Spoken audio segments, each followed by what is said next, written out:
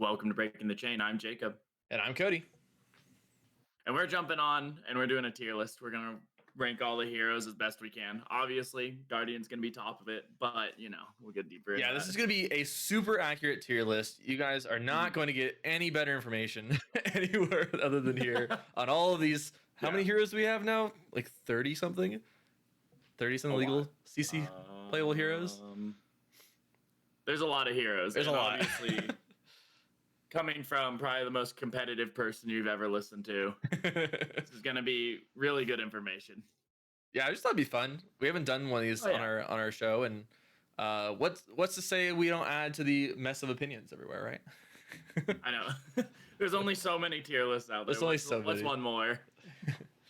But yeah, so you mentioned before the podcast, and I agree with it. We're gonna leave the let's play, or not let's play, the what we did in Fab this week, for the end, because there's also some overall Super Slam thoughts in there, like in terms of limit and whatnot.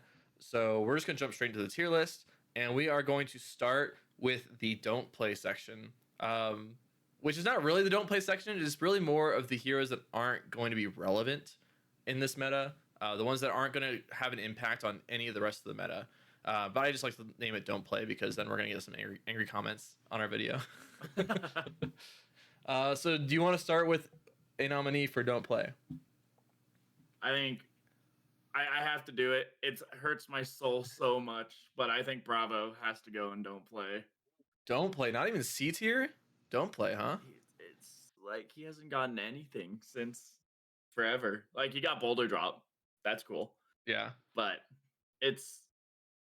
he's not doing anything that any other Guardian does right now. He's not as aggressive as Victor. He's not as defensive as Jarl can be. He just doesn't do anything special. Like, he doesn't even dominate as good as Valda anymore. Like, it's really, really sad.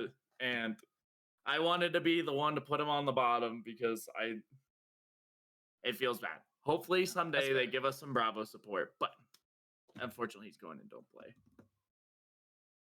I am going to nominate Arachne Huntsman. I don't think that we're quite in a meta where Huntsman can thrive. And right. Yeah, I think if we're in like a much more defensive meta, maybe, or maybe a meta that can be fatigued a little easier. But that's just his only real deck style. Yeah.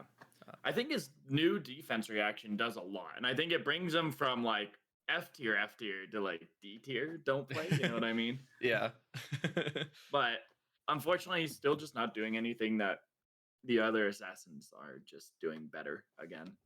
Yeah. All right. What's the next nominee for don't play? I'm gonna say Betsy. Yeah, that's a. It's Bravo Light, and Bravo's in D tier, so I have bad news for Betsy. Yeah, kind of rough for the bets, huh? Trying to see who else I'd want to nominate for don't play. Like probably Teklo. It could be C tier though, so it's like top. I'm gonna put Teklo at top of don't play, because it could be bottom C tier, high don't play tier.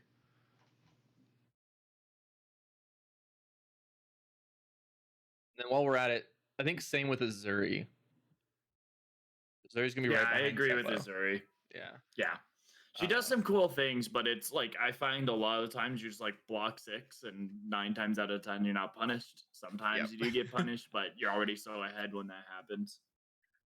Wonder if Reinhardt belongs in this tier 2, or if he's. I think Reinhardt got a lot of upgrades. I actually could argue that he's like. I mean, I think he just has the right meta for him. Is the problem? He says that's not. I don't think it's that meta. We'll hold on to it. Maybe he'll go down there. Maybe not. I want to save him for later. I think there's a discussion to be had with Reinhardt. I agree. I'm not seeing anybody else that should be in the don't play tier. Do you? Do you think Olympia's playable? Like, you got new equipment, but I think there's some spicy things you can do with Olympia that puts him into C tier. Okay. But we'll talk about that later. Okay. And then I'm actually surprised there's not as many people or as many heroes as I thought. Just going straight to don't play. Well, because like I'm thinking very much more like strict and harsh. Like these just aren't even really relevant. Like they're just not even going to be anywhere near top 8s of PQs unless they're unless they're an 8-person PQ. Yeah. They made top 8 in an 8 Yeah. person PQ, but I get what you're saying. Don't they got to top 4 in that kind of size? I think so. So they couldn't. They wouldn't even make top 8. In that. Wouldn't even make top 4. Yeah. Unfortunately. Yeah. All right, and then after this step, we're going to pull out the heroes that are either very meta relevant or very strong, because the rest of the tiers are relevant based on what's at the top of the meta, and so it's important to figure out the top of the meta first. And I think the first contender here is Gravy Bones. I agree with that. Now the question is, where does Gravy Bones go? And I've seen some S tier and some A tier. What are your thoughts? My personal opinion is Gravy Bones is going to be a top of A tier. I think he's very good. He still has a lot of ways to play around. I could still see him being one of the best decks, but I think that he's just a lot easier to counter now. Not by slower decks, but even just by more aggressive decks. Just like you bring a Syndra, you bring a Dash IO, you bring anyone that's like real aggressive. I think he's slowed down so much, and he blocks a little bit better, but I think he's a lot more vulnerable still. So it's like I think he's top of A, but he's a lot easier to get around. And there's just some decks you're gonna sit down and just kind of lose, but you have a fighting chance in like 95% of matchups. Yeah, I agree. He became much more polarized, which is where he probably should have been from the start. The fact that he was able to beat Syndra and Dash IOs and Fangs and any deck that was countering it, like not even that poorly, like maybe he would have 40% at worst into all those terrible matchups, was kind of crazy. So the fact that now those matchups are actually bad matchups for Gravy, but Gravy's still just as fine into the decks that he was already super favored into before. So basically, just kind of like bridge the gap, push the matchup spread outward a little further. Mm-hmm. Yeah, no, that's where I'm like, I think that Gravy is like top of A because he has like some real weaknesses now. He's not just like a 50% or better into every single hero. Exactly. And like this might change if we don't find any hero that I feel confident about, but I'm thinking it is something where he's very exploitable. Yeah. The next one I'd say is Florian, who was the dominant deck in between the BNR and Super Slam. Where will he sit now? Is the question. This one's so tough because like honestly I think it's like where the meta sits. If Gravy Bone ends up like showing up in force, like Florian's definitely going to be a lot worse. He's not good in the Gravy Bones. But then like into like more aggressive metas, and it's like more aggressive but not Syndra like kind of aggressive. Florian's like pretty good. Where do you think he sits?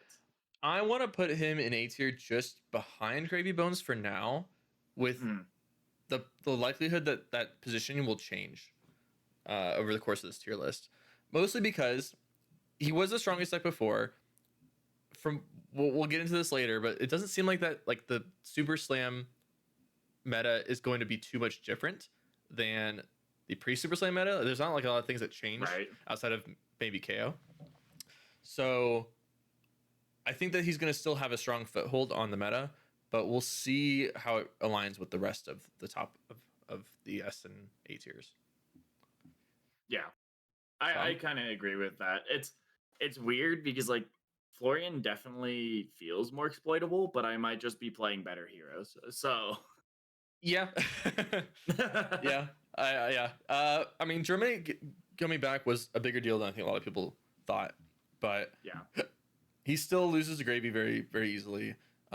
Still has a tough time into Kano, and we'll talk about the other matchups as we go. But for now, in A tier, right behind Gravy. The next, and go ahead. I was gonna say we brought him up, but like KO. I was gonna say. You want to do KO next? Hero we should talk about. All right, KO. Where's that going? He's like got upgrades. He looks so strong. He got so many like. I'm putting him in S tier personally. I think he is an S tier hero. Yeah, I think there's a lot of upgrades. There is just so much inherent Gogan in that deck now that you don't have to roll scabs, and you you have a lot less failure rate now in the deck, Yeah. and the meta is also not slowed. I guess it has kind of slowed down in terms of power level, because of the latest BNR, and just that plus the new tools just puts KO just as a very strong foothold near the top. Maybe S tier is a little too high, but definitely one of the strongest decks in the game right now. Yeah, and he's like a tall, aggressive deck. Like he doesn't really care to block. He's gonna throw like Yeah. 6 into 3 into 8. Like that's the whole idea, and he's gonna be trying to throw that consistent value every turn, and it Yeah. is like above rate value every turn. Yeah. The like I still think he might struggle into like Dash IO or even like some of the ninjas just because he isn't as aggressive. But even then, he's got so many upgrades. Yeah, I'm curious to play that matchup as Dash IO. I feel like I'd be unfavored, mostly because they have what 12 Arsenal Destruction cards now. So good luck to me That's setting for up sure. anything. And they still have a They pretty, also pretty have good fridge of so armor. much. I was Yeah. gonna say they have so much equipment too. Yeah. Like Brute's got it all. They have Yeah. There's a lot of good stuff in Brute right now. a lot of good stuff. So it's like they have like the equipment and like every card is like an upgrade from the set. It's crazy. Like you look at it and it's like all the Majestics look really good in KO, and it's like some of the super rares look good in KO. Even some of the rares and commons are just straight upgrades. So it's somewhere it's like even if he only increased a little bit, like, oh, okay, this value went from like 2 to 3. Like we all know Misfail. They made all the values 2 to 3 and they were crazy until they left. So it's like Yeah. I'm interested to see if he actually like ends up staying in like S tier or like is like the defining hero. But it is like I think he has so much going on for him. He has so much power. He has so many numbers that are just going his way now. Yeah. No, I agree. I agree. Very strong, just very strong all-rounder deck. Doesn't just insta lose to the Wizards either, which is good. Mm-hmm. Just a lot of good things going for it. Next, how about Verdance, the other Earth hero? Well, sorry, the second Earth hero, I should say. I kind of forget about the third other one. Earth hero. You know, Jarl exists. I love Jarl. Don't make fun of him. But I'm gonna drop I'm gonna her go real. solidly right behind Florian in A for now. I want to put her in B tier. You want to put her in B tier? I want to put her in B tier. Why? I think her losing her helmet is an insane loss because now she can be fatigued. And it's like there's still some combo potential, but it's something where it's like if you know how to play around the matchup and throw the correct disruption at the right times, or even just be able to like interrupt all of what they're doing, I feel like she can be fatigued. Where she used to be like you sit down and you have to pray that you draw the best hands in the game. Like I've played a couple Verdances and like I still have a like losing record, obviously on Guardian, but it feels much more winnable. It feels like I'm sitting down and it's like, okay, I have a chance. Like I have to play this, but I have a chance where I used to not. And then even then, like into like aggressive decks, you can't just pull Felling out of the ground out of her graveyard and then play that again if she has 2 blues. It's something where I think she lost a lot. And I think she's still a good hero. She might end up being like top of B for me, but it's something like I personally think she's down in B tier. Interesting. I'm gonna put her down in B tier for now, but I think she's gonna move up to middle A for me. Okay. As we go on. Okay. But for now, she'll sit in B tier. Next is Acilio. I'm gonna put Acilio right behind Florian.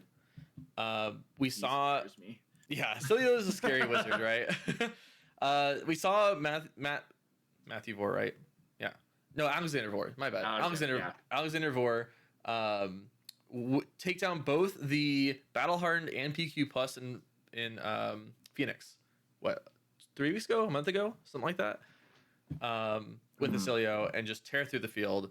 Acilio's definitely been putting up some good results, and I think deserves to stay in A tier. I don't think anything has changed too much. I even want to put him like top of A tier, like super really? spicy. But just seeing some of what he does, like I don't think his Florian matchup's going to be good. And if there's a lot of Florian, I could see him falling down to the bottom of A tier. But I think he's someone that like KO could be really afraid of because if you're not presenting that disruption and he gets that hand, he'll just blow you up.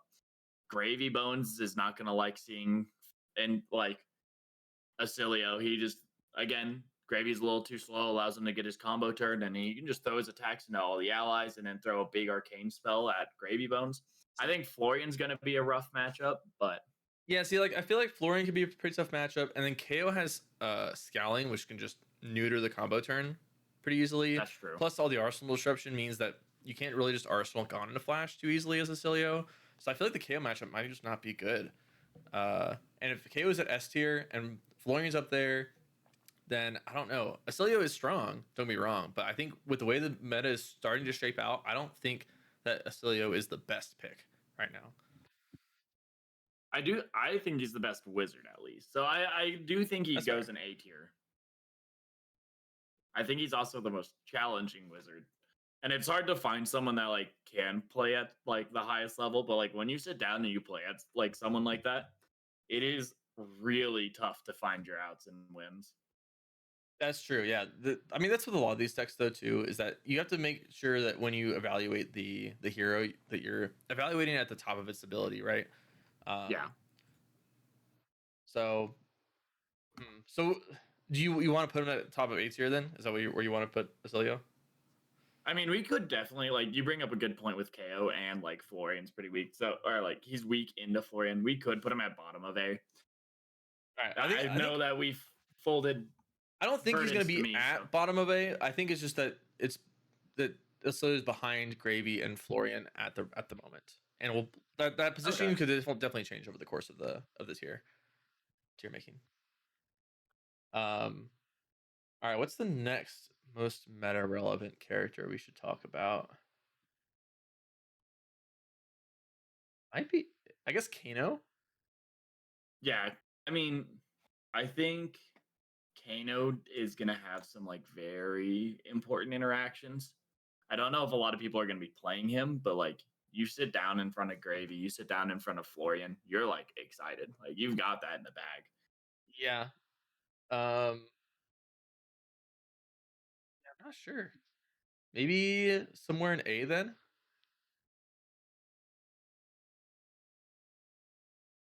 Maybe. My question is he better or worse than Verdance? I think he's worse than Acilio. Better than Verdance, I think.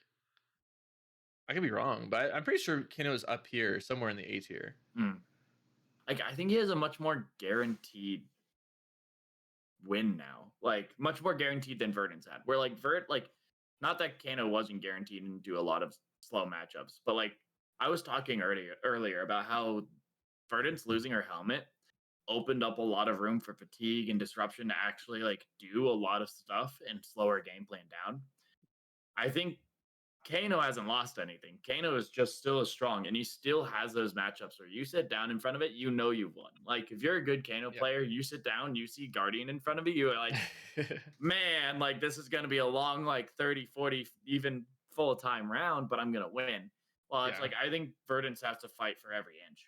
I don't I don't think he's a Cilio level because he doesn't cover the same amount of matchups, but it is.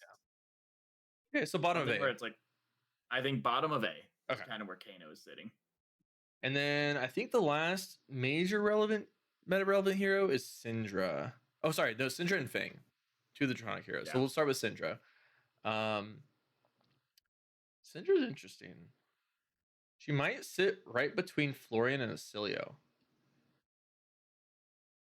I could definitely see it. Just the way that she tackles the meta. She's just so fast. She's good at getting Florian. She's good at getting. She's a strong baseline hero, Bones. right? Like she just has a power level that is just inherently strong. I don't think it's as strong as what KO is doing, and I think that it's a little bit more polarized in the way that it works too. But and she's a lot weaker to disruption too. Yeah, and KO is with all that Arsenal disruption. Syndra just can't even Arsenal against KO. I assume that matchup's just not good for Syndra. If I were to take a guess,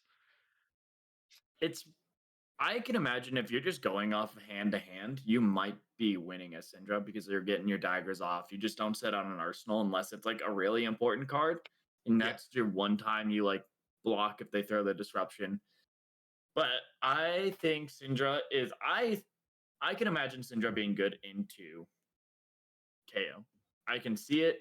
I can see it. I don't know if it's like how big the difference is. If it is just like a 50-50 skill gap, or if it is like a 55-45, Yeah, or even like a 60-40. I would put KO as favored. And this is completely uneducated, by the way, but Mhm. I would think that KO is favored something like 55 to even 60% of the time, or rather, winning 55 to 60% of the time. I could see that. And I mean, if you're like 40% of the best deck, and then like we look at A tier, and she's got to be like 60%. And every other hero in A tier we have so far, like Gray, I think is 75%.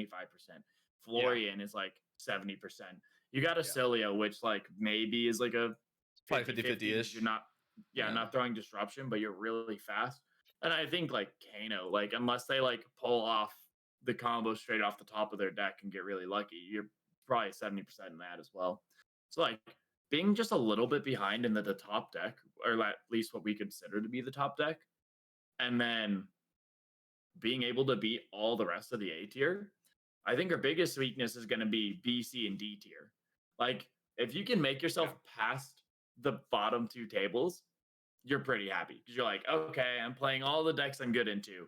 yeah. But if you all of a sudden find yourself fighting like Bravo, Bessie, Arachne, Uzuri down at the bottom tables, you're losing. Those are the Yeah. like those don't plays. If you find yourself at the bottom table with the Syndra, you're eating. You're loving it. You know what's funny Like that's is that I feel like you're actually fine into all those heroes and don't play as Syndra. I don't know. I think the Guardians have a chance. I think the Guardians have a chance. But A I also chance, but like I think you're still favored. I mean, you're throwing Spinal Crush. Like Yeah, they have I don't know. I armor guess I'm though. thinking of Bravo and like they have disruption, and I think that Azuri's just or not Azuri, sorry, Syndra's just weak into disruption, and I think she's gonna have her.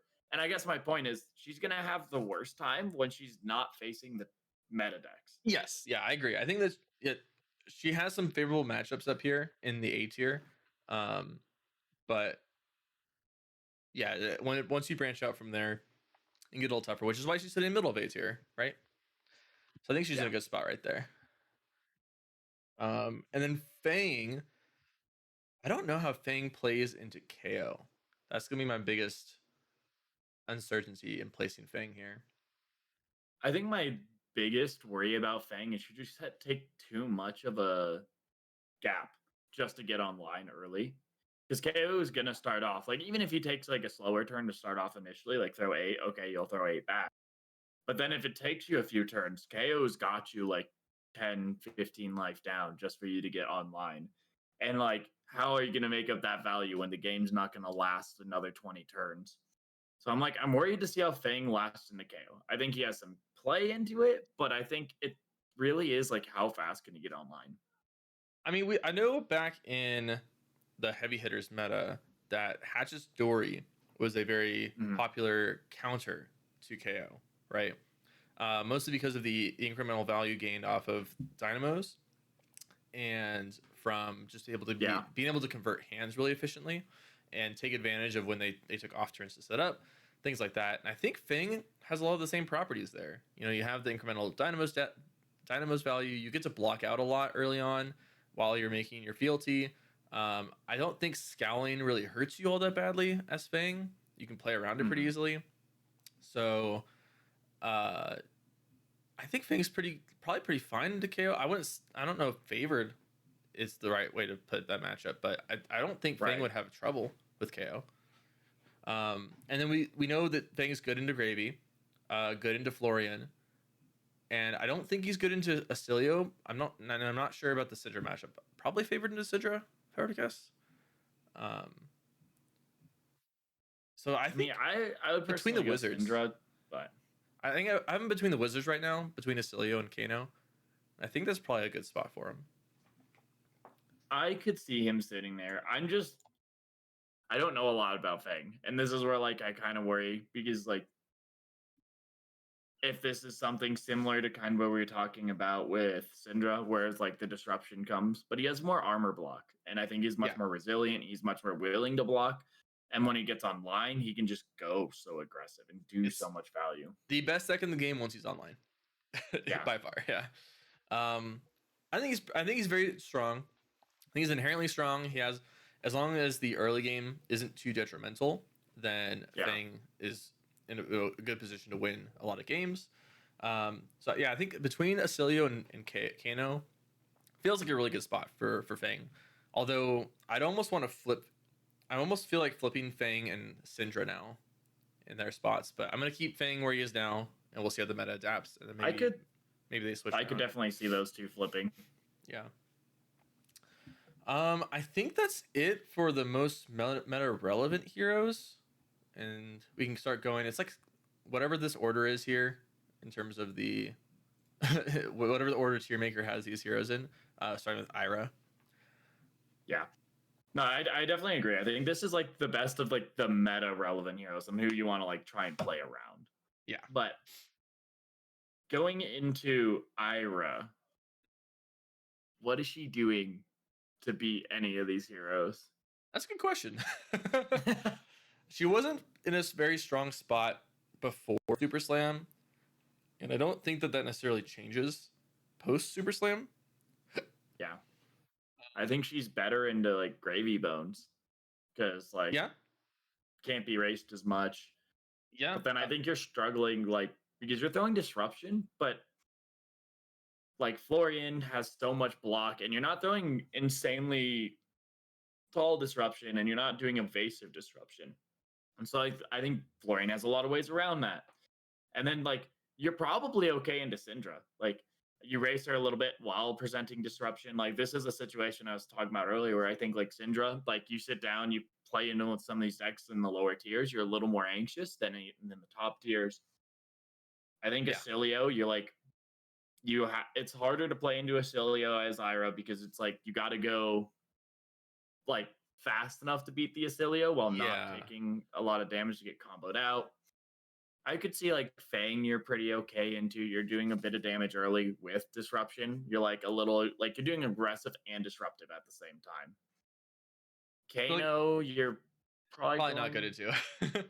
Yeah, he's too slow. I mean, like Verdance, I can't see being good into. Like it's something where it's like she has some play, but it's like, I mean, naming out of the top heroes, the only ones I think she's good into is Gravy and Syndra. Like, yeah, I'd have to agree with that. So I think B tier behind Verdance is a good spot for her right now. She might even drop to top of C at some point. Yeah, I don't think she's like she has an inherent power level that makes me not want to put her in C tier. Kind of similar with Verdance. There's just an innate power level within those decks that is strong. It's just that I guess against these top of the meta heroes, it's just not good enough. You know, one thing I'm thinking of, like, it might be like she's kind of the opposite of Syndra right now, where she's like, oh, you see the top of the meta, you're like, oh no, this is bad. But you sit down at those lower tables and you're feeling good. Like, there's a lot of heroes at these lower tables where you offer a little bit of disruption with the aggressive. You're like a mid-range disruptive. Yeah, and it's like you're solid, right? Yeah, you're a solid deck. But then, like again, you sit down and you're on the top tables. You're fighting for your life up there. But if you're at the bottom tables, you're just eating. You're going good. You're going good. Doing good. Yeah, so B right behind Verdance, I think is a really good spot for right now. She might shift somewhere around in B depending on where the other heroes go, but for right now, second B hero. Next is Puffin. Do you have any thoughts on Puffin? I have never played against a Puffin. So we have a listener that I played round 1 of the what event was that? The Kansas City calling. And he was on Puffin and showcased the deck really well, actually. I definitely felt it. I definitely felt the strength of the deck. I don't know that it's doing anything much stronger than the other heroes here, but it definitely has a power level higher than you might think. And I mean, she got an upgrade. Yes. Like backspin thrust is definitely an upgrade. Card. Yeah, is a good card on top. And I don't know where that puts her.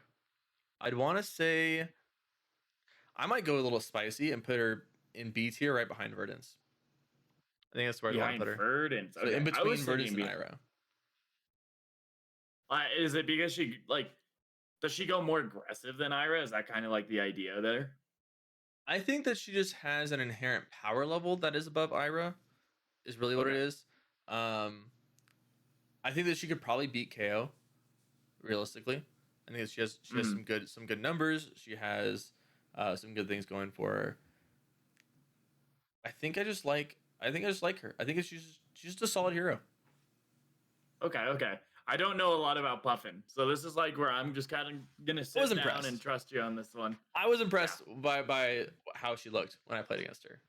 There's some games I've seen on stream where like she does some crazy things. I'm Yeah, she's just very tough to like play it correctly. I think is the big thing looks holding her tough. back. And there's just not a lot of interest in playing her while Dash.io exists, and there's some other heroes that are just doing a little bit stronger things. She's not doing Yeah. anything super strong, but she is just doing something notable and something that like a lot of people aren't prepared for, and she gains Mm. a few points for that too. And I mean, she's definitely a hero. Like I said, I've never played in a Puffin, so you like sit down in front of a Puffin. It's one of those heroes where it's like I have no idea what my game plan is, Yeah, that and too. I did like she's not boost, so I can't just straight fatigue like other mechanologists. Hmm.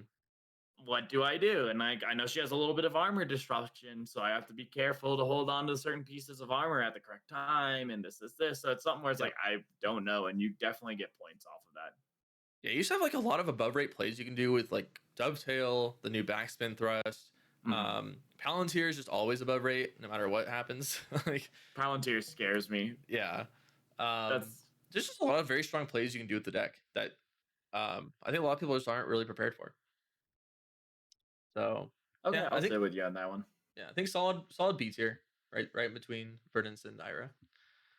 Um, next we have Katsu. I think didn't he get a new card? Am I crazy? Yes, he did. He did. Wasn't Uh, it a worthless card?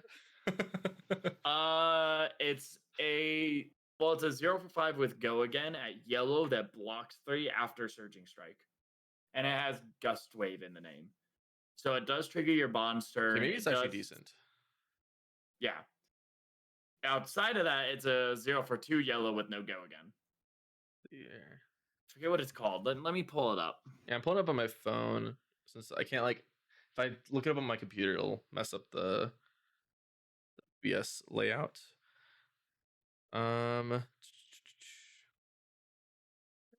here it is. Tempest Palm Gust Wave is base 3 power, 3 block.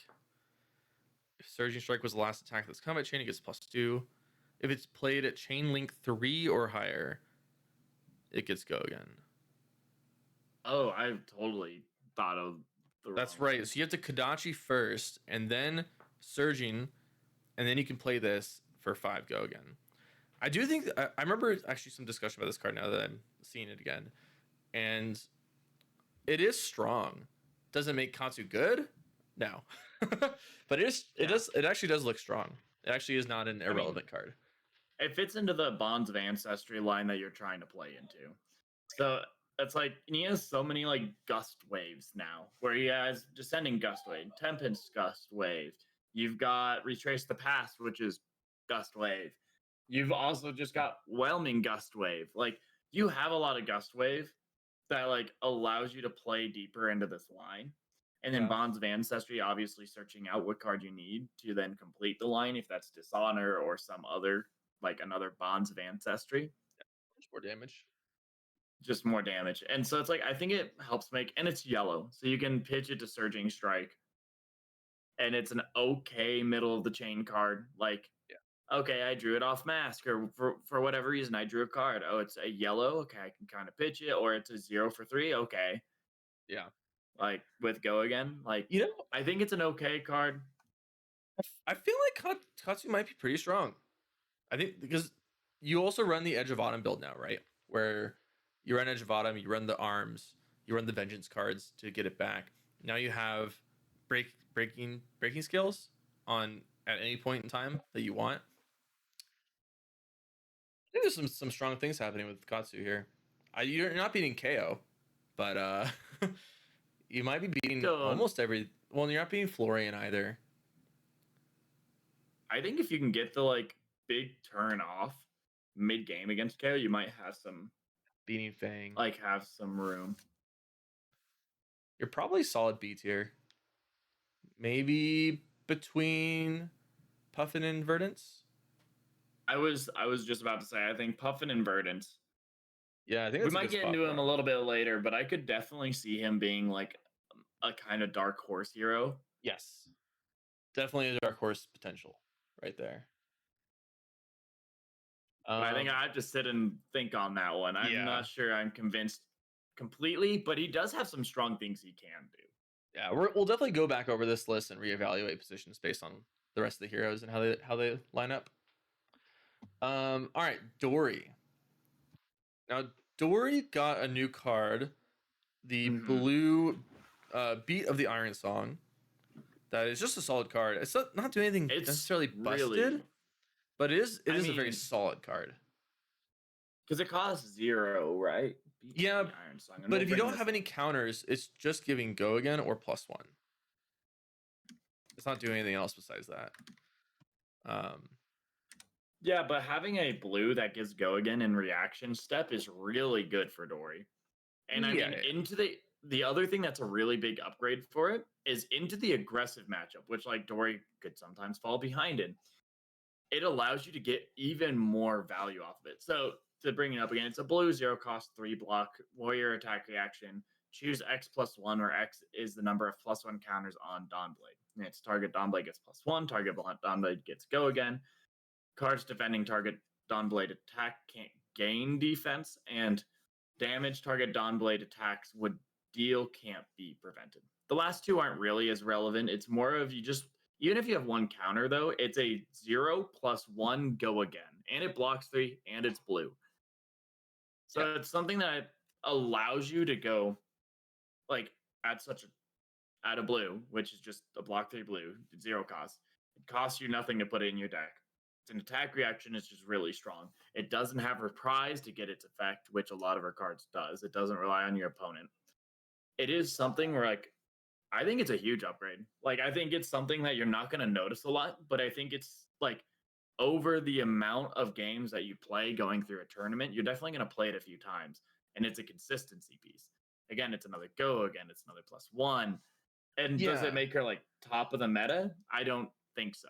But does it make her like just like 2, 3, 4, maybe even 5% better across the board in general? I could see that. yeah. I just don't You see don't it have being as that many draw hands. impactful. I don't know. Like it's nice that you have the modality of picking go again or +1 with it, and it's in your blue base. But I mean, it's just like having +1 is not that relevant as a attack reaction. Having go again is decent, but you already like you do have a lot of go again already, and it ups the consistency of go again, which is great, and it's in your blue base, which is great. But I don't think that was the thing holding Dory back was consistent go again. It was more your opponent puts their hand in front and you don't have Twinning Blade. I feel like that's more, or you just can't get like large enough without the reprise effect, or things like that, right? Yeah. I don't think that this is solving the issues with Dory. I think it's adding consistency, which is great, but I don't think it's adding quite enough consistency to really bring her any further up the ladder than she already was. Yeah. Um, And I mean like I think like always getting consistency is strong in Flesh and Blood. Like I mean we see it at its peak with Oldhim. Like he was consistent, did the same thing every single turn. Consistency is really good. So her just getting consistency, I think, is like points in my book. yeah, But like, is it an immense game changer? Like you're saying, not immensely. Not like it's not going to completely change the game. It's not like, oh man, like she has this 0 for 4 in her attack reactions. No, that's not what it is. right. Like that would make the math of blocking her a lot harder. But it's something where it's like I think it is just again consistency helps in that matter. So now, what's interesting is that I want to put her in C tier, but I'm looking at the tier list so far, and you have a bad matchup into Florian. You might have a bad matchup into Acilio. I'm not really sure, and maybe a I bad think you matchup don't into want to Fang. see a wizard. You don't want to see any wizards. Hmm. Maybe C, yeah, maybe top of C tier is where she belongs. That or bottom of B. I don't know. Like I could imagine Fang's pretty okay because a lot of his cards block too. He just And has a lot then of D she's reacts also and a getting. lot of in a fridge. That's true. Yeah, and I mean she's good into gravy. She's okay, and like we've talked about with even Hatchet Dory, she's into KO with Hatchet Dory. She was favored. Probably a lot more neutral now, but Yeah. even to be like 50-50 into what is like considerably or considered in at least our eyes the top deck, I think gives you a few points. It's tough. You're not I playing just feel like Hatchadori in it's this meta, wrong to put her though. in C tier. You're not playing That's true. Hatchadori in this meta. You're only playing Dawnblade, and therefore, Dawnblade is not good into KO, and so I think it's gonna be good into Syndra. it's good into Syndra. It's good into Gravy. That's it. Syndra, Gravy, Like you might have some. maybe You might be like 50-50 into Fang. Yeah. Maybe 50-50 into Cilio, depending on how late it takes Yeah. them to get online and stuff. But probably not. Probably pretty bad into Cilio. That's why I'm thinking like top of C, maybe bottom of B. We'll see how it shifts. How it shakes up. I think top of C makes sense. We'll see. No, I it's could wild be to eating my me words. putting Dory underneath like Puffin and What's the last Katsu time you to saw me is, results like, from Dory? mind-blowing. What's the last results you saw from Dory? As you know, you've got a good point. I think mean, it was right, the like- Brazil calling where they made top 8. I think it was second place or something. Was it? Yeah, Actually it was don't like it made top 8 for sure in the Brazil calling. Okay. But that was like 6 months ago now or something like Okay, that. I was Maybe going to not say that like I don't long know ago, but- what calling you're talking about exactly. But I think it was in the Florian meta. Is it? That'd be impressive. But anywho, I think top of C. I think that's a pretty fair spot for right now. That's so spicy. Okay. Oh no, I might just change it around. We'll figure it out. We'll think on that one. At least I'll think on that one and regret it down the line. Phi, I think behind Dory. I think overall, yes, but Phi scares me. I mean, he's getting new down tools in front of a 5 player. Like people are claiming that the new Draconic Instant is good, but like against who? Verdance? I was gonna say like you're better into Verdance, which I think you are already good into. Yeah, I think that's it. So didn't get anything new. Hasn't put any results up behind Dory. But I do want to say like he does occupy a similar space to Syndra. He does go very fast. He just doesn't have that like unpreventable damage. Right. He does a similar amount of damage, maybe a little bit less. So what you're trying to say is, what I'm hearing is he does everything Syndra does, but worse. Perhaps, he is perhaps Syndra, but worse. He's better about, well, I guess like Syndra doesn't really get to the fatigue state, but I'm like, he's better at anti-fatigue. If there is a fatigue deck out there, like Phi's better at that. Syndra's pretty good at anti-fatigue too, actually. That's true. That's like, but barely. I think Phi gets there barely. Yeah, so it's somewhere. Yeah, I think it's pretty open shut C tier. For now, behind Dory, but probably further down in the C tier, depending on the rest of the heroes. Yeah, I think he's gonna end up moving down. All right. How about your boy? Your old man. It's my boy, Jarl. Here we go. Let me tell you. I don't think you want to see KO. You definitely don't want to see Gravy Bones. Florian's an auto loss. Verdance is an auto loss. Acilio's pretty bad. No, Acilio, you're really good into. Never mind. Ignore me on that one. You are? Fang is pretty okay. Wait, why are you good into Acilio? I guess the way I play it like is very sure. and aggressive. Like ice. I guess by here, Acilio's probably like I guess Acilio might not be good normally. Kano's an auto loss. Syndra you're good into. Fang you're good into. You got two good matchups. I'm saying top of C. You think top of C? You think above Dory and Phi? Yeah, it's really sad. I think you might turn to a like heavy fatigue, like try and just be old him, and that might be your best way to play it. Like I'm just old him, but mini without the defense reaction text and without Winter's Wail. You know what? With But Gravy slowed down a little bit, I wonder if you have more game into him because you can break the compass, um, maybe before they can get to online because they're slowed down a bit. you the thing is gravies are a lot more defensive now, Yeah, and that's but you just fatigue also them. worse for guardian. You that's on like I think heavy fatigue. It's a big old maybe because if you're in a heavy fatigue and they go Humperdinck because like I've seen some Humperdinks making it back, and then they Yep. swing 11 at you, you're like, well, I take 11 because I have to kill Humperdinck. Right. And the other thing about heavy fatigue is like you don't have as many big attacks. So you've got like it is something else. Or I'm like, I'm really anxious and don't really think that Jarl's good into gravy. And even like back when gravy was good and it's like, oh, he's not running defensive. Like I can run batter to a pulp. I can just not like no interaction destroy your compass. It still was a bad matchup. That's And fair. I guess That's like fair. you can still no interaction destroy their compass, but they are much more tech to like, okay, I'm playing fatigue. And then they have more defense reactions. They have bigger allies. I think generally it is not a good matchup. I think there's a But top chance. of C, you want him top. You want him top of C. Yeah, I think if you play heavy fatigue, you got a chance into Verdance because like Verdance is much slower now. You could do some like really spicy tech with that, but I think you got a chance into Verdance.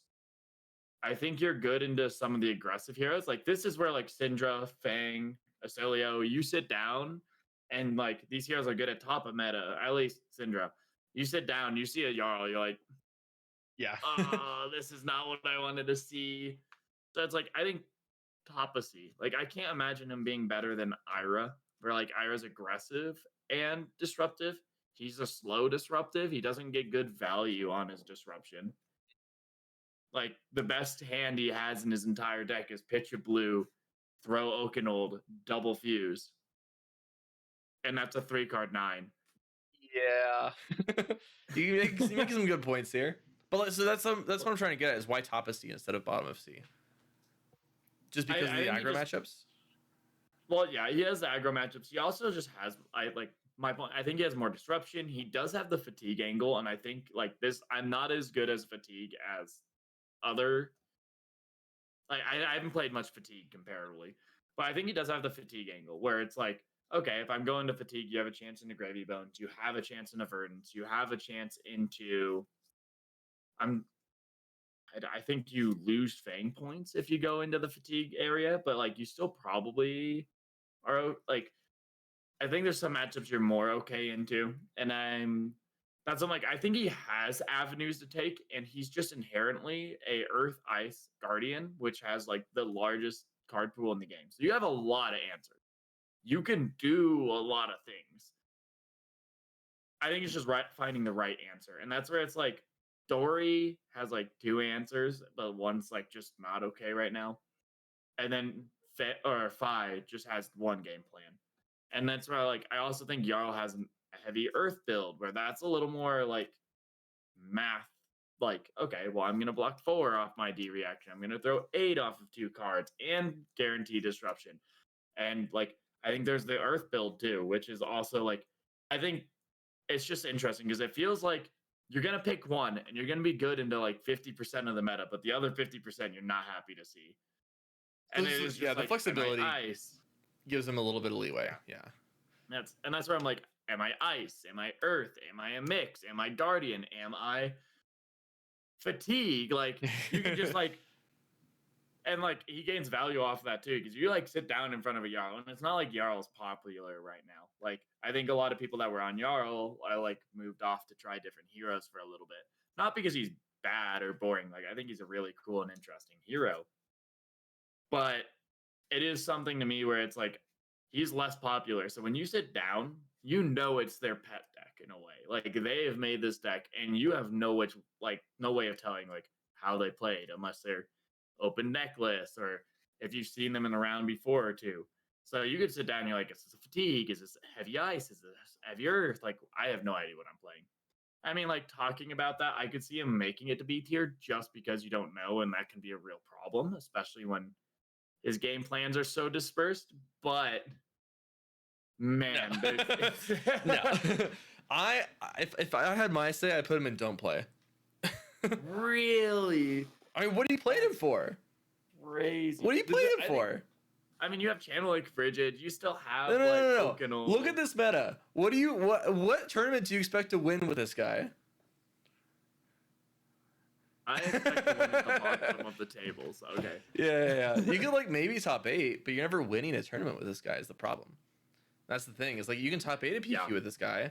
You may be able to win a PQ if you have a good bracket, but you're never winning your PQ if you have a good distribution of the top heroes here, right? Yeah. So that's why I'm like, I mean, sure, he has some flexibility, and if your meta is very honed in on a certain archetype, you can take advantage of that. But if you're in a very like healthy average meta, Jarl's not going to be your pick, right? I mean,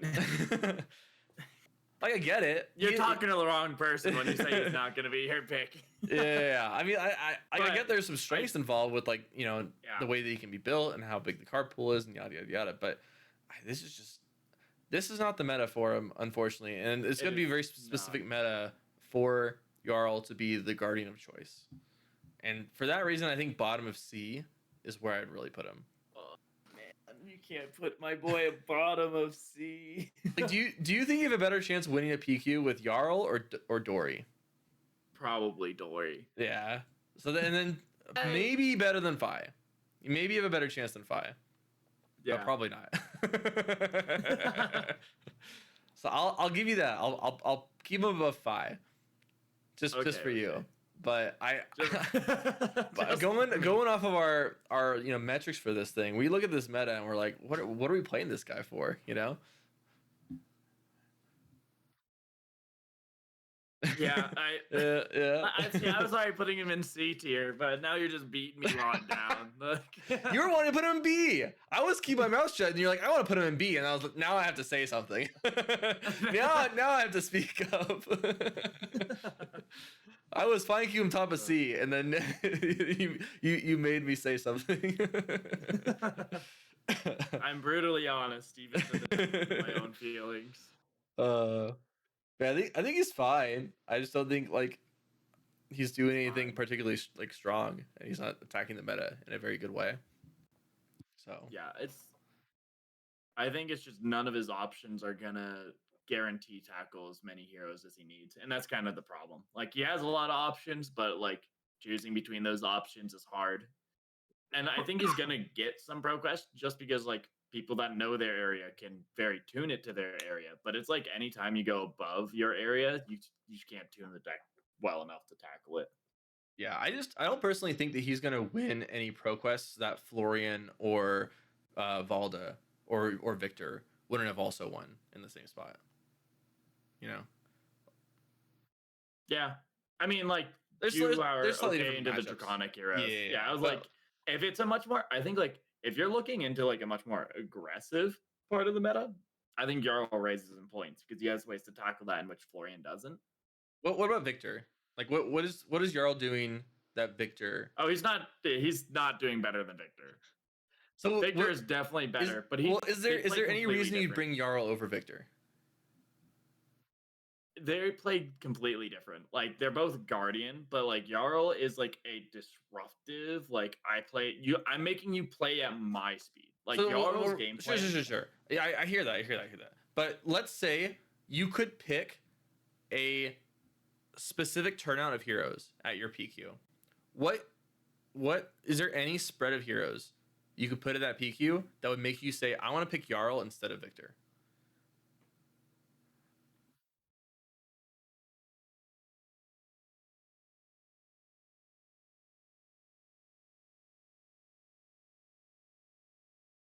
The only thing I can think of is like you mentioned being favored into Cilio, and I don't know if Victor's a favorite into Cilio. It might be a lot like kind of similar to Ira, where like you're okay with hitting a lot of those lower tier heroes. Yeah, like slowing some of those. I mean, like Katsu, you're probably pretty happy too. While like Victor's maybe a little less happy. Like it's like I think on some of the lower tier heroes, Jarl has a higher win percentage. But the problem is like the top of the meta is just so rough for him. And I think that's where it's like he loses a lot of points. Is like there's so much at the top of the meta that you just don't want to see. And then it's like even then, like I think you have more points into like Syndra, Fang, and Acilio on Jarl. But then Like ever it's so not that slightly, Victor right? has a bad matchup into those either. Yeah. That's my thought. Is like I just don't see a world where I want to bring Jarl over Victor, and then that's don't play category. But there are some edges, like you mentioned. You have a slightly better matchup into the Draconic Heroes. You have you're probably better into Gravy. I don't actually know if that's true. You might be worse into Gravy. I Than think Victor. Victor's way better into Gravy. You think so? Victor Okay. has an aggressive option. And it's like, I don't know if it's going to be good, but Victor can choose to just turn on the gas. Like, I'm going to be a little mini Syndra, or like, I'm a mini KO. Like, I'm Yeah. just going to throw 5 into 10. And like, instead of like 6, 3, 8, I'm just 5 into 10. I still think it's going to be bad. I don't know. Like, I've dropped Victor a while ago, but it's somewhere it's like he has the option to turn on the gas while like Jarl, like what, like he doesn't have gas. Like his gas Yeah, is pummel. you literally have a fatigue game plan. That's it. You're just trying to break their compass as soon as Yeah. possible, and then fatigue them. That's your game plan. Yeah. I just didn't know if that was better than what Victor could be doing. And I mean, even like Victor could turn around. Like if he does like get battered to a pulp off really early, and then he pops the compass, then like all of a sudden you have like, okay, Victor can turn around and do fatigue as well. But I think he just has a better option because he can also turn around and just be aggressive. He can just also choose to be a beat down deck. Yeah. Where like Jarl can that like out of all the options Jarl has, he can never be a beatdown. He can never be the aggressor in the way that a lot of aggressive decks can be. Like him being the aggressor is, I take your whole hand, I throw 9 with disruption. I take your whole hand, I throw 10. I take your whole hand, like yeah. And at that point, you're not advancing your game state in the same way that Jarl really does. Okay, so I think for the sake of time, we should probably just keep him right where he is between Dory and Fi right now in C tier. Oh yeah, totally. All right, Kasai. She got a pretty cool new card. She did. I think there's like uniqueness to Kasai, and she has a lot of power. But my initial thought is solid B tier. Like somewhere in the middle of B tier is my initial thought. I know what I'm thinking too. Like I think she has some options and outs that a lot of the other like warriors don't really have. Like she can tackle fatigue in a way that other warriors can't with like summoning allies. And like she is more dispersed with damage. I think she's probably fine into KO. She probably is fine into Gravy now. Yeah. I don't know how she does into Florian. She can maybe hold her own into Florian. She's gonna present consistent value into him, which is all right. But I like if you get too late, I think Florian's gonna beat her up pretty well. Yeah. I don't know how your Syndrome matchup is. It's probably okay, but probably not great. Acilio is probably an auto loss. Yeah, probably. Fang, probably not good. It could be fine. Kano's an auto loss. Verdance is an auto loss. Katsu is an auto win. Yeah, you're probably just somewhere in like near the top of B tier. I want to put her below Verdance. Yeah, that's what I'm saying. Like we did have not above Verdance, good, but like somewhere near the top of B tier. Not at top of B tier, but near the top. Yeah. I think she's better than Katsu. Mm-hmm. But I also agree I worse than agree Verdance. with that. So I think this is perfect for her, right between Verdance and Katsu. Yeah, I do like that spot. I think that is the perfect spot for her as well. All right, reviled KO, Cheeto, if you will. Do you have any experience with Cheeto? I actually played a bit of Sealed with Cheeto, and he has some really cool things he can do. But like, the one thing I want to say is like I've also played a little bit of played against him online. He doesn't feel any stronger going from sealed to CC. He feels the Yeah. same. That's the thing, is like his And deck is just Mocking Blow and some other like Sink Below. And that's it. Like it's just your sealed deck that you put into CC. one thing I want to say is like I don't know if I can't remember if I heard this from someone else, and I'm pretty sure I did. I'm sure I did, but he feels like Azuri without the on hits. It's pretty accurate, yeah. He has some value plays that Azuri doesn't. Azuri's, tricky and has on hits, and RKO trades off the on hits for just raw value instead. But you're still getting roughly the same value as Azuri does, doing that same game plan. So it's like, I don't know. I've seen some decent things from RKO, and I think that if the game kind of goes his way, then he does a lot of strong things, right? He can keep chaining the Mocking Blows back to back. Yeah. There's some good things that stays at a higher life total. Yes, that too. You can do some strong things. I just don't think that you're inherently strong, and I think that you are exploitable a little bit. There's a bit of a deck building issue with him right now in terms of converting hands efficiently. Just a lot of weird things like that. And I'm also afraid if you fall behind at any point, you draw one bad hand, you end up falling below in life. Like all of a sudden, like Mocking Blow is way worse. Yeah, once you're behind, you are behind. Yeah, you cannot really come back. That's another big problem. So I'm thinking right behind Dory in C tier. What are your thoughts? I was thinking don't play. I was thinking don't play. I think he's fine. I just don't think he's doing anything super strong. Like, well, who's he good into in like SA or B tier? You're losing to KO, straight up. You might be fine into Syndra. You don't go wide. Might be fine into Syndra. I don't know how you would be into Florian. How you like? You're losing to Gravy. He gets one really big pop off turn, and you're behind on life, and you're falling behind even further. Florian, you might actually be good into. Like Florian, you might sit down. And you make a good point. It's who out of this top group are you good into? All right, don't play. Acilio, no. Yeah, all right, don't play. Like, you're right. The further like we talk about it and think about it, it's like Acilio, no. Fang, probably not, because once he gets online, you fall behind, you lose it. Kano, you're too slow. You're not a brute. You don't play Blood Rush Belly. You're not fast. You're just tricky. Yeah. Verdance is similar to Kano. You're super strong at the mid-range game plan, but that's just not good into any of these top heroes. Yeah. Interesting. I guess he's being wrong about this because we just don't have a lot of information on this hero and exactly how well he plays. But that's fair. From what we understand so far, he doesn't really seem like he's doing anything worth bringing him to a pro quest for. Yeah. All right. And don't play it is. It feels weird. I feel like he has some inherent strength to be not in don't play, but looking at the top of the meta, it's not looking good for our boy Cheeto. I want to say, like, I think he can win games against probably any of these heroes.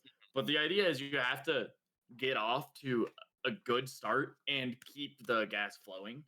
And you can't just win a pro quest because you can't just get lucky every single game, every single hand to make sure you can, like, keep your gas. You can keep winning. Like, he's like in a weird way, he's like the shadow heroes. Like, if at least to me, you're going to lose at least 2 games. So you have to play 6 games perfect. And like an 8 game, like you're gonna lose enough games to knock you out if you don't play perfect. And on a new hero, it's hard for me to see someone playing perfect on him. And it's like, I agree. I could see an argument for bottom of C. But I think it's also just too early for him to succeed. I'm gonna put him bottom of C. Okay. I'm gonna change the bottom of C. I like that. Okay. I think that there's definitely like potentially some builds out there that make him better than what we're experiencing him with. Mm-hmm. So I don't want to put him in don't play, but I think bottom of C is fine. All right, Dash.io, my girl. Your girl. This one's on you. Not looking ideal, mostly because of Florian. The rest of the meta looks pretty good for her though, right? Like you're grading to Gravy now. you're good into Syndra, you're good into Acilio, you're good into Fang, you're good into Kano. I feel good into Verdance. I know some Verdances would say the opposite, but I feel really good into Verdance. I don't know the KO matchup. That's the big crux. Classic 90-90. I don't right. I don't know the KO matchup though. I don't know if I would assume unfavored. That's my assumption. Is I would assume unfavored, but I just don't know that. That's the case. Um, with all that being said, I want to put her between Verdance and Kasai. I think that she's solid. She's good. Mm-hmm. She's beating a lot of the heroes up at the top. But if I were to make an assumption, I think you're losing to KO, and you have an auto loss into Florian, and you'll have a lot of you'll have your own self fail rate that will happen just naturally, and there's other heroes in the B and C tier that you're not going to want to see. So I'm going to put her right between Verdance and Kasai in B tier. Solid hero. I think she's good. I think you can definitely bring her to your PQ and win. But I'm not convinced that she's the best choice. I want to put her above Verdance. You want to put her above Verdance? I can see that. Just because I think she has more angle, like not more angles. That's wrong. I think Verdance has more angles to attack the meta, but I think she is better at the angle in which she attacks than Verdance does. And like Verdance is really good against like fatigue if you know how to play against that. And she's like she has the combo. She has a lot of things going. But like I said earlier with the helmet, like there are now options. Like I've beaten Verdance fatiguing them a couple times now. Like it's like the options have opened up. While like with Dash.io, her aggressive option is just so strong that sometimes like you just can't beat it. Yeah. And there's some play around, but it's just it feels like she can tackle a lot more of the top of the meta being aggressive than Verdance can doing her value plan. Right. I almost want to put her in bottom of A now that I think about it, just because if your KO matchup is even close to 50-50, she's a pretty good choice. Like you only lose a Florian. Mm-hmm. And like maybe some of their B and C tier heroes. Yeah. The scariest thing to me is Florian, just because like put her bottom of A. You lose. I'm moving her bottom of A actually. I wanted to put her at B tier just because I don't want to fill the A tier too much. We'll see. I'm gonna put her bottom of A, but if the A tier starts filling up, then we'll put her at top of B instead. Okay. I do like that though. Like it's something where I think she has some value, but yeah, I think she's good. I think it's just some uncertainty in terms of where she'll lie in the meta. She might be she's better very meta dependent. Like, very meta dependent is the thing with her. That's fair. Yeah. I think bottom of A is pretty fair right now. Well, she'll probably shift around throughout the rest of the call. Yeah. I guess one last thing. Do you think she's better than Kano or worse than Kano? Good point. I'm going to leave her bottom of A, and then we're going to see where the meta shakes up, and then she'll readjust after that. All right, next one is Levia. I know Mansa put out a video recently. I didn't have the chance to watch it. But she did get some new stuff, right? There's some new brute stuff in Super Slam. There is new brute stuff. I don't know what she likes out of it or what she doesn't like out of it is the problem. And if we were to watch Mansan's video, he would say she's S tier, but you know, so I can't really take anything with a grain of salt, even if I were to grab his opinion. But I don't think that she would be necessarily bad. Okay, so I want to explain a few things. Yeah.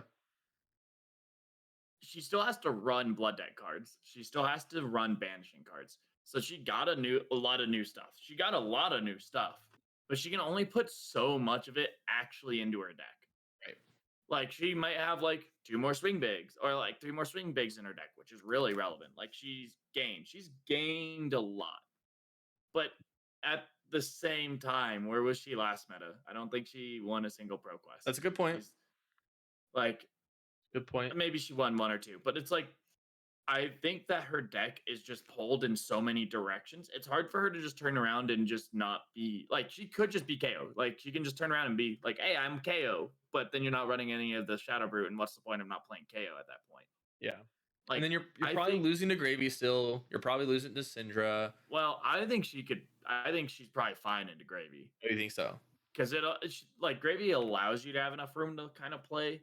I mean, you might just draw a hand where you just lose, but you're going to do that twice. like kind of what I was talking about earlier with RKO. You're gonna lose 2 games. Like, I think that she just can't block very well, and Gravy can be pretty disruptive and annoying with like the allies and stuff.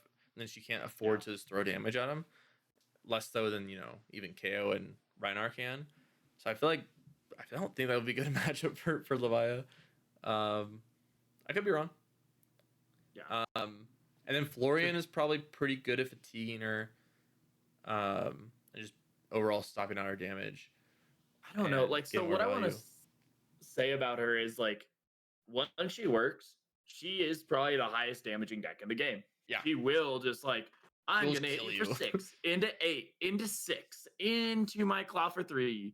It's like I'm just like she will just do the game. Like she'll just play, and you will sit there, defend out, and still take 10.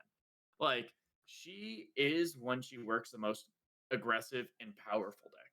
She is probably like a little more aggressive than KO. I think that her downside is her fail state. Like if you Right. like just draw a bad hand at a bad point, you can lose a game straight off of that. Yeah, I And it's think it's like like I think the thing is like what I'm considering is that there might be a build of her that is just leaning way less into the blood debt aspect of her, and then yeah, you have less of an impact of taking blood debt because of that, and then therefore you get to lean into the power of the blood debt while not leaning as much into the fail rate of it. You know, yeah. um, so I But I on feel that like point, why aren't there's you playing KO? well because you have such a strong toolbox with the blood debt package. You just That's have these yeah, above rate cards yeah. and everything, right? So anyway, like what I'm trying to get at is that I don't know if she got any new tools. If she didn't get any new tools, she's not going to be good. But if she did get new tools and she has a much better or consistent deck because of the new tools, then she's something that could be concerning. As of right now, where would you put her? It's so hard because like I have 2 sides of me. Like one side of me, I want to put her above Katsu. I'm like, I think that she's going to do like aggressive things and win a lot of matchups she doesn't deserve to win. But on the other coin, like I want to put her below Jarl, maybe even Fi. Like, Yeah, because I think I put her above she's definitely Jarl personally. yeah, yeah, I could see that. And it's like I think a good middle ground, I could see like bottom of B or top of C is kind of where I'm like sitting as like a middle ground where she's like she's gonna do powerful things, but like the biggest problem with her is you're not gonna win your pro quest just because the deck said so. That is a big problem. Like she's powerful enough to win the pro quest. She's powerful enough. If you like somehow are the luckiest person alive and you get every game to go your way, you're gonna win the pro quest. It doesn't matter Yeah. who you're facing. You could be sitting down and have Michael Fang, you could have Michael Hamilton, Jacob Clemens, like you could have Oh, you should have third the Michael there. yeah, but it's like you could have a list of like Pablo Pintor, like you could have all these players, and if you're just getting it on Levia, it doesn't even matter. But then all of a sudden you're gonna sit down in front of Timmy, who like just put this deck together, and you're gonna draw an all like non-banishing hand with 10 in blood debt, and you're past 13. You're like, ah, I lose. Yeah. Good game. I think Like I I think below Dory is where I'd put her. I think I'd I think rather that's bring fair too. Dory than I would bring Levia currently. I could sit with that. It's weird. Like you can definitely win with her, but it is something where it is going to be tough, and Yeah. you are going to lose 2 games, and you better hope that one of those is not in top 8. Yeah. Exactly. All right, Lyath. Have That's you a played good with one. him at all? I've played a little bit of Sealed with him. Okay. Okay. He's cool. He's interesting. He does some unique things. I I don't have a lot to say about him, and it sounds like neither of us really do. But what I would like to where I'd like to put him is bottom of B tier, and the reason is I think that he's struggling to find his place in terms of deck lists. But I think once someone Yeah. figures out the deck list and how to play him, I think he is very strong. Um, I don't know where he'll sit by mean, the time like the end of the meta happened. Like in a few weeks, he might be mhm. the best deck because someone's figured him out. Or in a few weeks, he could just be a don't play hero. And so that's why I want to put him at like the bottom of B tier. I think he has some really strong stuff he does. He can't block quite as well, so he has an inherent weakness. Um, I want to I think say that he is 5 intellect. Like, yes, exactly. It's hard to put a 5 intellect hero anywhere below C tier. I mean, probably the only guardian that's good in the wizard. Like 100% of the time. Yeah, maybe. Yes, I'm thinking bottom of B, right below Ira. Oh, maybe even I'm above okay with Ira. that for now. Maybe he's even better than Ira. We'll see when we shuffle things around. Mario. Mario scares me. Yeah, I agree. Um, He can't go below Katsu. I just want to say that right now. There's no way he's below Katsu. yeah, easily above He might Katsu. be even. Yeah. Just to make sure we get the pronouns right. It's they. Hey, They're I'm so about. It's good. It's very. It's like it's a very easy thing to forget that it's multiple. They. So above Katsu. Now the question is, are they any better, any higher than that? They just have such good disruption, and they like. I think they have like they have a failure state, like similar to Levia, but it's like I drew all attack actions or I drew all non like attack reactions. But it's different when you don't just lose when you do that. It's just you block. Yeah, I know. I know. As Dash.io, I was much happier to see Mario than I was Slippy. There's just a little bit less disruption. It's a lot more dagger damage. Mm. And just a lot more damage instead of disruption on that deck. They have some cool tools that they have available to them and everything, but I wasn't particularly scared of the deck. Um, it's just like whether or not he's better than Kasai. I don't think he's better than Verdance. It's just whether or not he's better than Kasai is the real question. I think that Arachne does have some like good play, and I think there's heavy amounts of disruption. I like they can do damage. It's like Arachne can They have just good do damage. They have good disruption, everything. but it's like a mix of it, right? It's like a Yeah, mix of it. I want to put Arachne at or right under Verdance, like personally. About Kasai. Yeah, I think I can agree with that. I think they're really strong. In fact, I want to play the deck. I think it's a really cool deck. I really want to play it. You can bling it out so much. It's so cool. I just think I I think it's such a fun deck. Such a really interesting deck.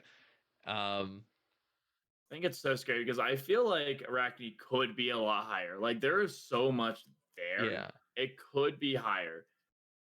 I just it's so I tough just to don't know. I evaluate. haven't seen enough of it. Like Yeah, I mean, I think Talistar this is a good results. It's spot. like one of the most winning decks, but Yeah, I think this is a good spot though.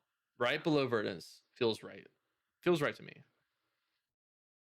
Um, yeah, I think I'm happy with that too. yeah. All right, Max. Good old Max the Hype Nitro got a disgustingly good card in the set. Absolutely Yeah, busted card for Max. Now the best deck in the yeah. game, right? He's absolutely crazy. He's gonna dominate. Um, I want to say that it's better actually than not the worst card if you can make it work, right? It gives you action points or something. I'll have to look back at what it does. Let me look at this. Hit the gas, blue, 0 cost, 3 block action, max specialization, turn any number of hyperdrivers in your banished zone face down, and gain that many action points. If 3 or more cards are turned face down this way, you draw a card. And the notable thing is that if you make the mech with cards, with the hyperdriver cards, not the tokens, if you make them with the cards, and then you attack with your mech, you will be banishing the hyperdrivers to your banish zone, which will then activate this to give you more action points to then do a combo kill with the mech. So it's supposed to be a harder hoops to jump through high octane, because it Mhm. does everything high octane does. It gives you action points and it draws a card potentially. So the power level is really strong if the hoops to jump through are not that high, right? But notably, it doesn't have go again, and so the maximum action points you can net from this are 2. Still not bad for a card that replaces itself, and it's a blue 3 block. But the question is, how much does the deck have to get worse to make this card good, and how much does the deck's overall power level react to this? Right. Yeah, and we have a notable Max the Hype Nitro player around here, and I think I heard him saying that this forces you to put more bad cards into your deck to be good. Yeah, which is it's interesting, right? Because like I think the ideal scenario is you throw Hybridrivers in your deck and you just boost them away and you don't care, right? Yeah. But the problem is that they block 0. So you have to pitch them if you draw them. You can't just like block with them. And if you pitch them, then now they're the bottom of your deck, so you're not going to boost them away. And you want to block early game to like prepare for your mech and just save health before you mech. It's just like anyway. I don't want to like get into how the deck works. I just want to like find a good way to evaluate the power level of this deck, and I think it's probably almost exactly where it was before, which is near the bottom of C tier. I think I'd put him like. Want to put him above RKO? I was gonna put him above Jarl. I'll accept it. That's fair. I would put him above Jarl, below Levia. That's my thought. Yep. I think I like that spot. All right, Boltyn. My boy keeps moving further and further down the list. That's just a natural occurrence. It's natural for heroes to shift further down. My heroes will never LL. I'm safe. All right, let me make a Jacob's tier list. We're gonna put Jarl up in S tier. Oh no, Jarl can be A tier. We got okay. I see. All right, but in the meantime, Boltyn. All right, Boltyn is interesting. There's been a lot of hype around all the new cards that have been that he's been getting. Mainly Nimby was apparently a really good card for him. I've heard a lot of buzz around the Nimby package, but I haven't seen it in action personally. I've seen it in action, and I have unfortunately not been impressed. Really? He did get another new card, which is a decent card. I don't think it's actually going to change much about his power level. It's just going to a little tick up. You know, like if the power level was a skill of 0 to 100, and he was at a 50, he's like a 52 now. You know, like it's a little tiny little bump up, right? I think that he's better than Max. I think that he's better than Levia. I think that he's potentially better than Dory. That's a lot of spice. I can't. You think so? You think Levia is better than Boltyn is the question. I mean, like, he has to go through so many hoops. But he does have some inherent strength and then a combo payoff on top of it. He does have a combo payoff. That is correct. But it's like the only combo that like you can pretty much block the whole game, and then he combos you, and it still doesn't kill you. Yeah. I think he definitely got some gas. And like I think Boltyn's a playable hero. You can definitely bring him to a pro quest. All right. So, like, what about sit down in front of a? What about right below Levia? Like I could definitely see that. I think I'm a lot happier with below Levia, but like you look at Boltyn up into the top of the meta, like KO's not blocking you anyways. Like he's not gonna put an attack in front of you to get you online. He's doing your powerful stuff just without being costing an extra card. And then like Gravy Bones, you might actually be okay into Gravy Bones. So like okay into Gravy. You lose to Florian. You might be okay into Syndra. You lose to Acilio. You lose to Fang. Yep. You lose to Kano. Well, do you lose to Kano? I actually don't know. You have some arcane prevention, so maybe not. You probably lose to Dash.io. You lose to Verdance. Well, you lose to Mario. Be able to beat Verdance. There's a chance you can beat Verdance. You might. I think you might be good into Mario actually. I think you might actually be pretty good. Okay, no, that's fair. That's probably fair. Okay. But it's just like yeah. Okay, between Levia and Max, I think that's a fair spot. Yeah, I think that's fair as well. All right, Marlin. We haven't really seen much from Marlin, have we? No, we haven't. um, she's she's fine. she's Azalea, but with overpower and more steps. Yes, exactly. She got a new card. It is a decent card. It will absolutely destroy sometimes because you'll put it on your King Shark Harpoon and you'll play it against a hero that has all attack action cards like KO or Syndra, and you'll just rip their entire hand apart. So that's pretty cool. So you have some strong things that you get to do.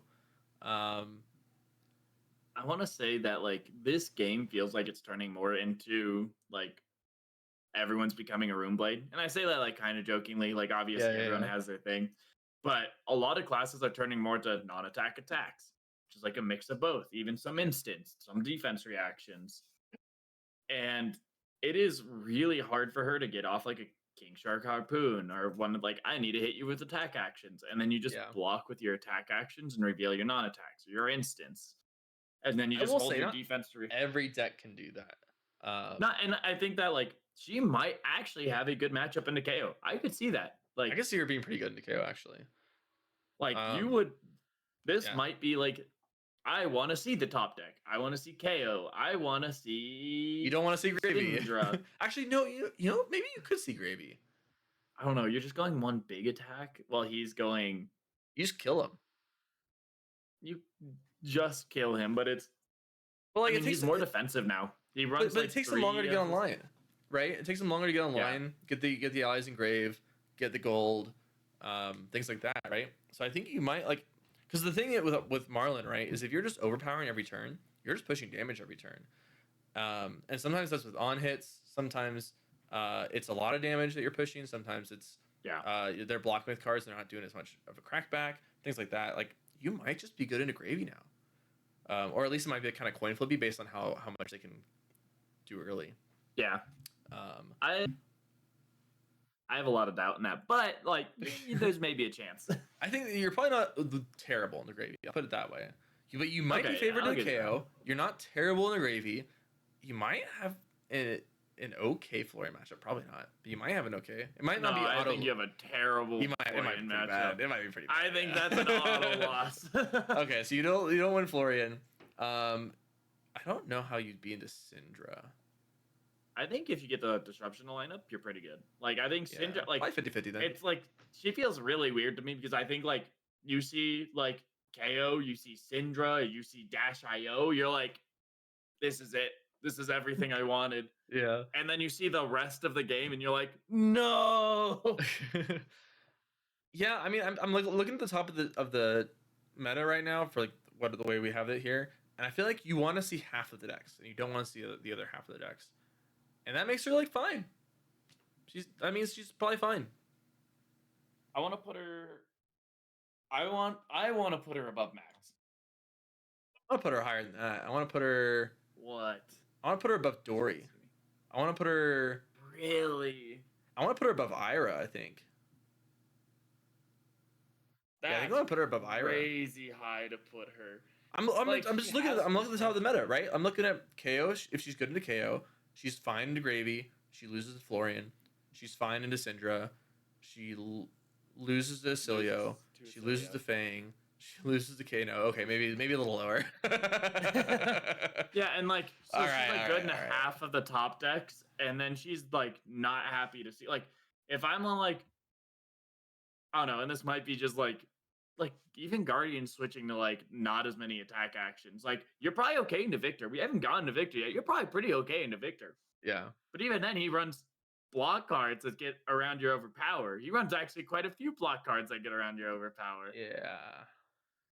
And then it's like, okay, you run into Ira. She's just going to show you like a non-attack action or a reaction. Or if you hit, she's going to block with her attack action and pitch a blue and then play CNC from her arsenal.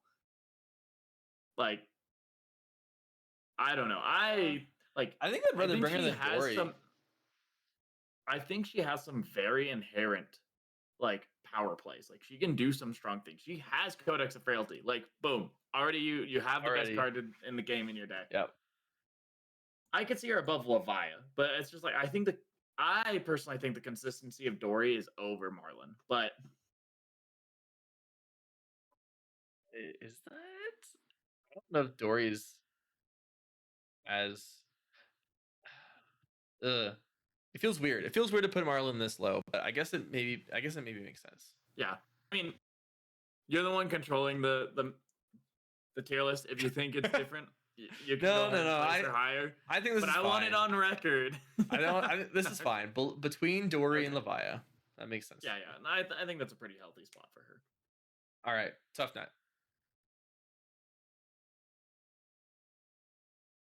I think he has a very similar problem as Marlin. You see some heroes, you're like, I won. You see some heroes, I lost. Yeah. I inherently think he has a better spread than Marlin because, like, you're not reliant on them having all attacks or all non-attacks. But, like, I think if you sit down in front of an aggressive deck, Tough Nut's going to cry. But if you sit down in front of, like, a mid-range to slow deck, I think Tough Nut is really happy. All right, so I want to run down the list with you. KO. What do you think? How do you think that matchup is for Tough Nut? I think it's one of the better aggressive matchups just because you can block tall. You can't block wide. And KO is more tall than he is wide. I think it's one of the better aggressive matchups. But do you think I want to say 40-60 KO favored. Okay. So not favored into the top deck. What about Gravy? Oh no, you lose. You just lose. What about Florian?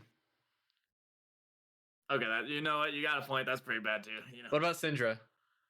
Oh, that's an auto loss. So you know. What about Acilio? That's pretty bad. You know, you got. What about Fang? I think you could be okay into Fang. You think so? Maybe. I think it's okay. Maybe. What about Kano? Because that's probably pretty bad. All right, so you're beating one deck in the top of the meta. You got a point. Like he sounds like another hero where like you sit down at the bottom tables, you're probably pretty happy. Like RKO, you're happy. Jarl, you're happy. Hold on. I want you to listen back to the sentence you said. If you're sitting at the bottom tables, you're pretty happy. You've got me pretty convinced here. He's probably sitting right next to RKO. I'm putting him in Don't Play. What? No, that's crazy. Why would you play this guy? Tell me. Because he's Tough Nut. Just because you get a nut every turn doesn't mean you play the guy at your local pro quest. but I want to nut every He's going turn. straight to Don't Play. This hero is garbage. Can he at least be top of Don't Play? No. Okay, top of Don't Play. Sure, top of Don't Play. Okay, I'll give that to you. There's nothing this hero does that is good into any of the heroes that are played in the meta right now. Oh no, I think he has an okay KO matchup, but like maybe 40% into KO is my guess. But like they just run like Cast Bones and they do the Blood Rush Bellows turn and they just go taller than you can block, and they have to leak all that damage. That's you've got a point. I don't know. I guess it's like and then you like now you're on the defensive. You're spending like sure you get toughness tokens here and there, but you're still gonna get fatigued. I guess I'm sitting from like the Guardian perspective. Like I see a Tough Nut and I'm like, it's over. Yeah, I think Tough Nut is good in the Guardian. That is a good point. We don't have like any of the Guardians up here near the top, which is Toughness best matchup. I mean, like I think we're missing Victor. Yeah. And Valda. Yeah. But we'll get to that. Yeah. Well, all right. Top of Don't Play for you. Thank you. The very top of the Don't Play section, as if it matters. All right, Olympia. You want to put Olympia in Don't Play. I want to run through these. Don't Play, but yeah. Okay. I thought it was at least a conversation. Yeah. He's only built in one way, right? Which is super fatigue. He's just a super fatigue deck. You run Decimator Great Axe. You have the new equipment that he just got. Are you beating KO? You could run 2 Sabers. You probably could I think you have a KO. chance. I think you could fatigue KO. I think you can get. I think that's really tough. Like I think you have a chance, but like you have to Yeah. take damage to get some. I mean, that's like life games, so it's like maybe it's not really relevant, but like he can just go so tall too. Like, okay, I'm gonna block your first attack, your second attack, or the third one leaks. Okay, well I'm gonna block your first attack, your claw. Okay, it's like I could see it being like a 50-50. I can see I'll it give being you close. I think you have a better KO matchup than Tough Nut. that. I agree with that. I will give you that one. You're losing to Gravy Yeah. pretty easily.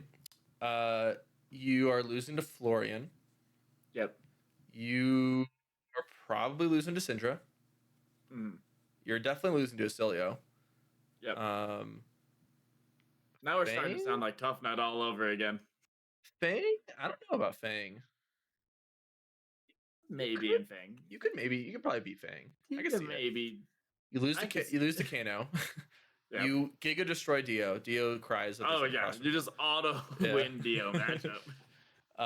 You lose to Verdance. Yeah, he's not very good, is he? But like, maybe we could put him above RKO. Okay, so at least above RKO. Yeah, he's probably worse than the rest of these C tier heroes. Then isn't he? Which is interesting. Like just like the way the meta is right now, it's like plan now. It's interesting that like the way that the top of the meta is that they can all beat everybody but Dio can really beat fatigue. KO can maybe struggle a little bit depending on how good they are at fatiguing. But everyone else is good into fatigue. So then that just puts Olympia way down the bottom. Interesting. Okay. Pleiades. What are your thoughts on Pleiades? She's a lot of fun. She is a lot of fun. Cool. Yeah. She does a lot of really interesting things. Yeah. I've yet to see her be like broken or top of the meta deck. She's still new. I think she's in a similar spot to Lyth. But I do want to say that I think she has more play than Lyth. I think she has a better chance. She can block more naturally. All of her instants block 3. And it's not like Lyth where you draw like the instant block 3 and it actually says block 2 and you can't change that. She also has some crazy things she can do with like what happens next. We've talked a little bit about this. And like you can chain a pummel on there for free if you have to. What happened next? Yeah. I think it's a tough one. Yeah, so like the thing is with her is that she seems inherently strong, right? She is a guardian that can do some really tricky setup plays, like some combo plays, right? So it's like inherently she seems strong. We just haven't seen the results for that yet, right? I mean, we haven't really had a tournament, but like, yeah, I'm not saying that. I'm saying like even just in my experience with her and in playing against her, I just haven't seen. I'm not scared to play against her. Like she doesn't seem strong enough, you know. But then again, I think that she has a very big deck building puzzle to solve, and playing her is not easy either. So I think there's a lot of that going on. And I mean, she has some really interesting plays. Like you throw disruption, and 9 times out of 10, it's like, oh, okay, does nothing. Yeah, took 6 damage. Yeah, there's a lot of like you can brick with her. She has some Runeblade hands too, right? I think that she belongs right above or below Lyath in B tier. I want to put her below Kasai. You want to put her something above Katsu? Above Katsu, because she does have like the combo potential like Katsu does. I can see that. It's like it's hard to know her matchups right now. She really like she can still throw disruption. Yeah, and it's like she can still throw disruption. She does really tall attack. She has ways to move around some heroes. Like she also has that prevent 1 damage each turn, which like doesn't sound like a lot, but like into certain heroes like Syndra, like okay, just your flick doesn't matter. Even like if some heroes like to go up and above, you can block with the idea if you have 1 prevention. Like I think there is some play with her. I think she is just like we were saying earlier, she's a tough deck to try and figure out exactly how to play her. And like but she does have some strong things. Like I threw, like the other day when I was playing, I threw like 24 confidence, take an extra turn, and then I played like 2 auras on my extra turn. Like she has some inherently broken things she can do. Right. It's just sometimes you draw like the first 2 hands all attack actions and you don't start setting up until turn 3 and you really starting to fall behind. Yeah, yeah, you can just have some brick hands. I think that like a lot of those issues though will smooth out with time and Mhm. deck tuning.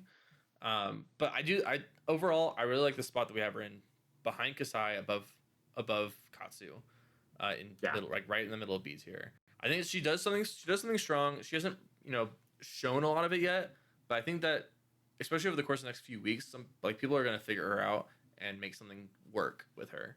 Yeah. Um, Next one is Prism. This one might be a bit of a spicy one, actually. I'm gonna guess Uh, somewhere near the bottom of A tier. I want to say that too, but then like KO, just use auto lose in a KO. That's the only reason that she's not higher is because KO. Yeah. But like you But beat like Grady. every other hero, you're like, I think yeah. apparently I haven't played Prism in a while, but apparently you lose to Florian. Syndra's a I could see just 50-50, being but you're fatigued. slightly favored. Mhm. Acilio, I actually don't know about Acilio. You probably beat Acilio. Yeah. Fang, I would probably assume beat so because Fang. you can just always get your on hits off because you can't like other than his defense reactions, he doesn't block well. Well, that's the thing is that And so defense reactions are the crutch of Prism a lot of the time, right? And he has dynamos to block some breakpoints, like the 7 power attacks. He Yeah. has to go break dynamos 2-3 blocks, and then react to stop a wrath sometimes. But it's like at the same time, like he doesn't have any poppers, and if he draws like an all 2 block hand, which is very possible, like yeah, the second Herald's definitely hitting if the first one didn't already. but he also has a lot of ways to break the angels efficiently, pop the words That's efficiently. fair. That's fair. So it's interesting. I would think that that's I probably a could see pretty it close being like matchup. a 50-50, like Yeah. And then you automatically win the Kano matchup, and then you have a tough time into Do. But like you're like kind of fine as a lot of these heroes. Like you want to see half of them, and you don't want to see the other half of them. I could see her going under Florian. Or you think she'd be that high? Like I guess the other thing is she's not as happy with some of the decks outside of A and S tier. She seems like a hero that's good in A and S tier, but like outside of that, you can really struggle. I mean, you destroy Verdance. You're probably Yeah. fine into Mario. Mm. You're probably good into Kasai. I guess I'm thinking of the Guardians again. You're not good into You're my not good into Guardian brain. Pleiades. You're probably 50-50-ish Yeah, into Katsu. honestly, the new Guardians are probably the better of the Guardians that you want to see. Like, okay, Pleiades and Yeah. Lyeth, fine. Any of the other Guardians, you're crying. Like, I can't imagine you're good into Ira. She has poppers and she can go wide, so it's. I think I'm gonna put Prism maybe right below. Acilio. I think either right below or above Acilio. Yeah, I'm trying to decide. we can put her below because I think she has some inherent weakness. We'll put it there for now. We'll shuffle these around a little later. Okay. Reinar. I want to put him at bottom of B. So you think he's a better pick than Dory? I actually think he's a better pick than Lyeth. Like he has a lot more consistency. He is aggressive now. He does have the like aggressive output KO does to a little lesser degree. But I do want to put a disclaimer out there that Lyeth is only at the bottom of B because we don't really know where to put him. I would want to compare him much more to Ira than Lyeth. So like if you want to compare him to Ira, how would you rate him? That's a good point. Right, like that's the tougher part because he got a couple new things. He has some more go again tools. I mean, he just does better damage output. Like he has a lot more 2-for-8s as well. Yeah, like I could see him. I could see him being higher on the list. I'm trying to be a little bit reserved, but like if I had to put him where I personally think he is, I think he's right under Katsu. I'm just like I'm looking at the top of the meta, I'm trying to think, like, would I want to play Reinar into these heroes? I could see him being like 50-50, a little less than 50-50 into KO. I think Gravy's bad. I think that Florian is you're happy to play into. I'm sure you're ecstatic to see a Florian. Yeah. Syndra's probably bad. Syndra's Acilio's maybe bad. Acilio's bad. Prism's a win. Prism's great. Fang is a weird one. Probably Yeah, 50-50. Probably close, yeah. Kano, you're apparently favored into. You get to intimidate their hand before anything. And then Dio, probably not good. Probably not good. I don't know. Like, depends on the deck. He can turn to fatigue. Depends on how Reiner's run built. the non-blocks as much. Yeah, depends on how Reiner's built. And I think most times Reiners can remove their non-blocks for their sideboard, so it's like probably okay. Maybe. Like Verdance, I think you're probably happy to see. Yeah. Mario. Neutral. Kasai, neutral. I don't think he's bad. I don't think he's like doing anything inherently strong. Yeah. He's like maybe. So okay, yeah. So I guess he's him being somewhere in the B, C range, like top of C, bottom of B. Like I'm gonna put him maybe right below Ira in B. I'm thinking above Puffin, but I would be okay with right below Ira. Like I think that inherently, like talking through his matchups, like 90% of his matchups, he's at least 45% in, which is like something you'd be pretty happy to sit in, especially if you're a specialist. Would I want to bring Reiner over Ira is my question. Maybe. Probably. I would. And then probably bet more than Puffin. Maybe even more than Katsu. I don't think he's doing inherently as broken stuff as some of the heroes past him, but yeah, I could see him above Katsu too. So above Katsu, below Pleiades. Yeah, I like that. I like that. Yeah. All right. Riptide.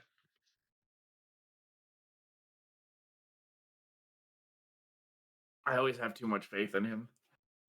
Like, yeah, he's pretty bad. I mean, like you see KO, he's always pumping go again and like, he doesn't do reactions, but like pumping and go again, you're getting trap triggers off that. Gravy's probably really bad.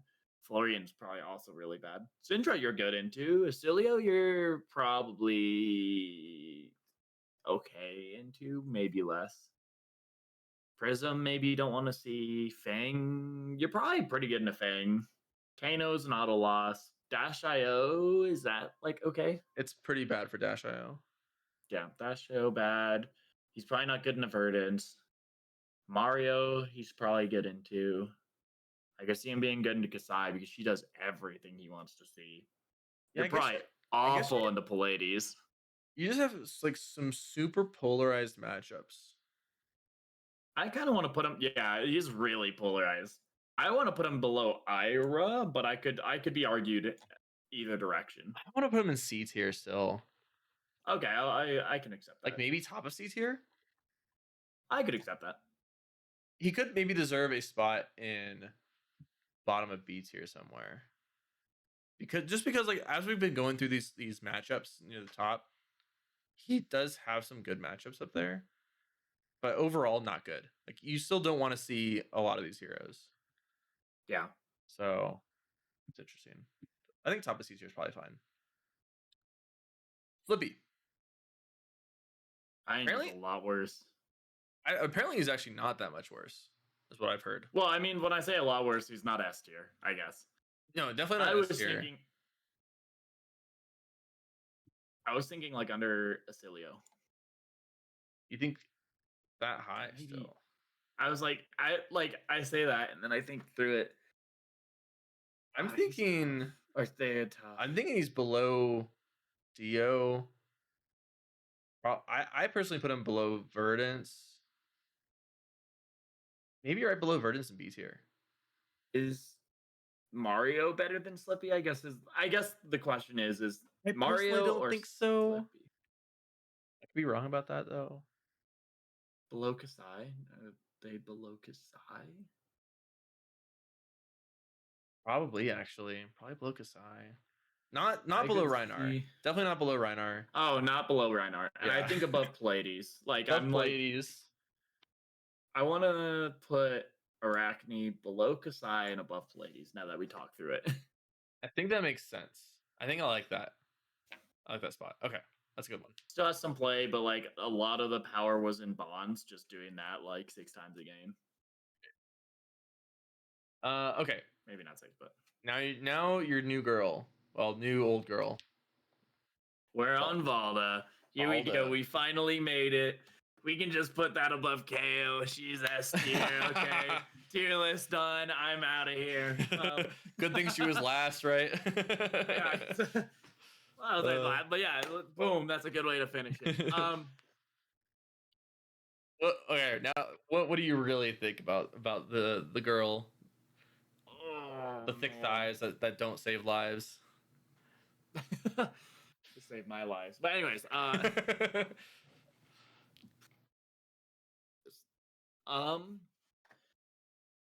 think KO is gonna be rough. Is probably the bigger problem. Like you do have some play, and if you get the disruption to line up, it's not like an auto loss. Like, oh, you still have Spinal Crash, you have Boulder Drop now. You've got like he naturally discards and draws cards, which lets you play more stuff for free. So it's not like it's bad. I don't want to say it's bad, but it is like I don't know if it's gonna be favored. I could see it being like a 40-60. Gravy Bones, like with the ban of Temple, is worse. Like Gravy Bones is like the weirdest thing. Yeah. Like Temple win, and I'm like, oh no, the matchup's worse. You gotta lose the Florian. I've beaten a couple Florians. The thing is she can throw dominate every single turn if things line up correctly. Like I don't think you auto lose the Florian. I think it might be tougher, and like the Talistar results say you do, which is really odd to me. But like I don't think it's odd at all. I think you just lose the Florian. Well, I beat like a Florian like 24-0 the other day. Like it was okay. Was this just a random Florian on Talistar, or was it No, it was someone in Armory. Which okay. That's more respectable. Or maybe not 24-0. It was like, but I beat a Florian. I beat like a couple Florians in Armories recently. So it's like I also like I say that, but at the same time I understand like I got lucky in those matchups, but it's not like an auto loss. Syndra is probably an auto loss. There's like no Cilio's an auto loss. Matchup. Prism's an auto win. Cilio's an auto loss. Cilio's probably 60. I think if you're playing against any decent Cilio, it's an auto loss. Yeah. I don't know. It's tough. Yeah. Like I've beaten Cilio's. You can beat him. I don't think it's like that bad, but I think it's pretty bad for you. Yeah. A Prism's an auto win. Fang. I did lose to a Prism the other day after saying that, but yeah. it is somewhere like things have to go right for them to win. But. Yeah. Fang's an interesting one. I don't know. It's probably tough for you actually. I mean, you have Spinal, but they can block it. I'm scared of Syndra and Fang the most on this list. Yeah. Kano is pretty unwinnable. I want to say she's like kind of like Victor, where she's aggressive, so she has the chance to like beat people down. You can. Yeah, it's possible. You can. But yeah, I think it's still unfavored for you. Yeah. And then Dio is probably favored. It depends. I think it's one of those 90-90s. Well, not 90-90s. I think it's more like a 60-60. Where I think like I feel slightly favored in the matchup now, and I think you feel slightly favored in the matchup. So it's like weird. It's like probably closer to 50-50 is what it really is. Yeah. You don't want to see Verdance. It's really tough. That's still bad, but I'm getting there. I've won some Verdance games. That was cool. Yeah. Mario. That's an interesting one. Like, I want to say, like, I've heard that she is good into Mario. That is not what I have experienced. I just have no baseline. I don't know. You're probably bad into Kasai. You're probably good into Slippy now. No, maybe you're still bad into Slippy. You should be bad into Pleiades. Bad into I don't Rhinar. know about that. I You mean, think? you're not getting the disruption through on Pallades, but the thing is she's taking so long to set up. It just allows you just every turn to do what you want to do and pump damage through. And it's like, I think you want like to be attacked to convert your hand a lot of times, right? Because there's a lot of times where no, you'll not just on like, Valda. well, you'll just like have seismic surges and they'll all pop, and you look at your handful of attacks, and you're like, I can throw one of these, and that's it. You know? Like sometimes, like that happens every once in a blue moon, but like Valda also has like okay, like I have my promising terrain, which creates a seismic surge whenever I create a seismic surge. They didn't attack me. That's normally a block card. Okay, I'll play that. Tap my chess piece, create 2 seismic surge, throw 8 at you on hit, 2 more seismic surge, which then gain a life, draw a card next turn. Yeah. I Like mean, it can. Yeah, you're right. You're right. the idea of at least my Valda deck is like I want to be able to convert on defense and offense. I want to be more flexible. It does have sometimes the downside of like I created 6 seismic surge, I drew no attacks, but it does also have the upside of I took the opponent's hand and now I get to play another gas hand. Like I'm thinking that she maybe belongs somewhere near the top of B, but where exactly is the question? personally think she's better than Pallades, but I also have a lot more practice on Pallades or on Valda than I do Pallades. I I think think it's overall, fair. personally, she's going to end up right below Pallades on average. You think so? It's really tough because like I want to say that I think there's a lot of good chance for her to be good, and she kind of feels like I uh, I am a Volva stan. I have like all the marvels, so like take everything I say with a grain of salt. But like sometimes she just wins. Like turn 0, like ley line, and then I get to like promising ley line tectonic have like 4 seismic surge turn 0 with ley line up, arsenaling my like specialization. Okay, that's pretty good. Oh, look at the pummels in my next hand. Like sometimes you just win. Like I have dominate for 10 with an on hit.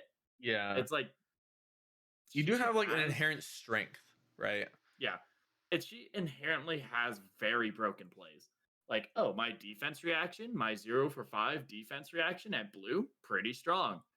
Like, I think the main question I have is she a better pick? Is she better uh situated in the meta than Kasai? I think it's so hard because You like know? I am That's my getting to the thought. point like it feels good. Like I love sitting down and playing Valda and being like, okay, like I'm playing against the Verdants. This isn't an auto loss. I need to I need to play perfectly. But if I play perfectly, I have a chance. Oh, I'm sitting down into like gravy bones. Like I think it's probably close to a 50-50 right now. It's like, oh, I sit down into Florian and like again the top like and that's why I'm like I don't know. Like I don't know if I'm just playing weird or different, but it's like the assassins I'm bad into, which normally I hear like Valda's good into, and like Florian I'm good to, which like normally I'm like I don't know. It's weird. But it's like something where I'm like she can just go so aggressive. Like she can turn on the gas and she's this I would say the second most aggressive guardian. Yeah. Like I she's going to do more damage than Pallades will do. I did think that she's in a decent spot right here, but behind Pallades and above Rhinar. I think that's a fine Yeah. spot for right now. But we'll reevaluate that. Yeah. We can definitely reevaluate it. Again, take everything I say with a grain of salt because like I am like I am Valda like right now. Like I she am is my Valda. main. I am on Valda and I play way too much of her. But like there are some things like I sit down like I played a couple of Pallades the other day and it's like I had Pallades throw like 22 damage at me, take an extra turn. No, it wasn't that high. Sorry. It was like 18, I think. Take an extra turn, pop off at me. I look at my hand, I look at my health, no blocks, take 11 damage. Then they threw 7, blocked like 3, take 4 damage, and then just killed them. Because I have the dominate with pummel in my hand. I'm like, I guarantee kill them this turn. Unless they're throwing, and I mean, I was like 20 life ahead. I'm like, unless they're throwing 20 damage this turn, like between the 2 turns, I win.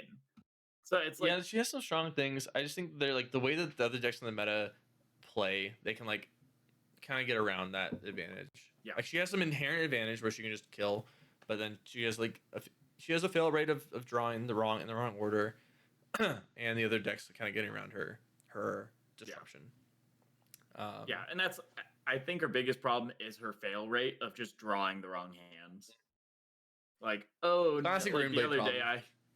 I drew my gem in 3 of my seismic eruptions, so I blocked 0, and I'm like, oh, oh no. I'm like, this is literally the worst hand I could have drawn. And That's like I funny. lived that turn, but the game was definitely over that turn. Yeah. All right, now how about the other Guardian or last Guardian, Victor? He's the best guardian. Like he is probably I could see him above Fi. Or not Fi, Fang. Above Fang. All right, so let's go down the list. So KO, probably Probably unfavored. unfavored. Gravy, maybe fine now. Maybe fatigue I him. think you're probably the better, like the second best guardian in the gravy. I think Fold is the best guardian in the gravy. I think you're the second best. But like I said, he is the most aggressive guardian. Yeah. He will output the most damage. So that's I'm like, I think that's fine into gravy bones, especially if he has a late Right. start. You're just like, oh, here's 10. Oh, here's Like 7 and a 6. maybe okay in Gravy. After all, Yeah. you lose a Florian. Mhm. You are I think you're pretty good in this. Or yeah, I you're don't at know. least neutral in the Syndra. Yeah, you're probably good into Syndra if I were to guess actually. You lose to Cilio, you destroy Prism, Yeah. you probably lose to Fang, you lose to Kano, you destroy I think Dio. he's the closest to beating Kano out of all the Guardians.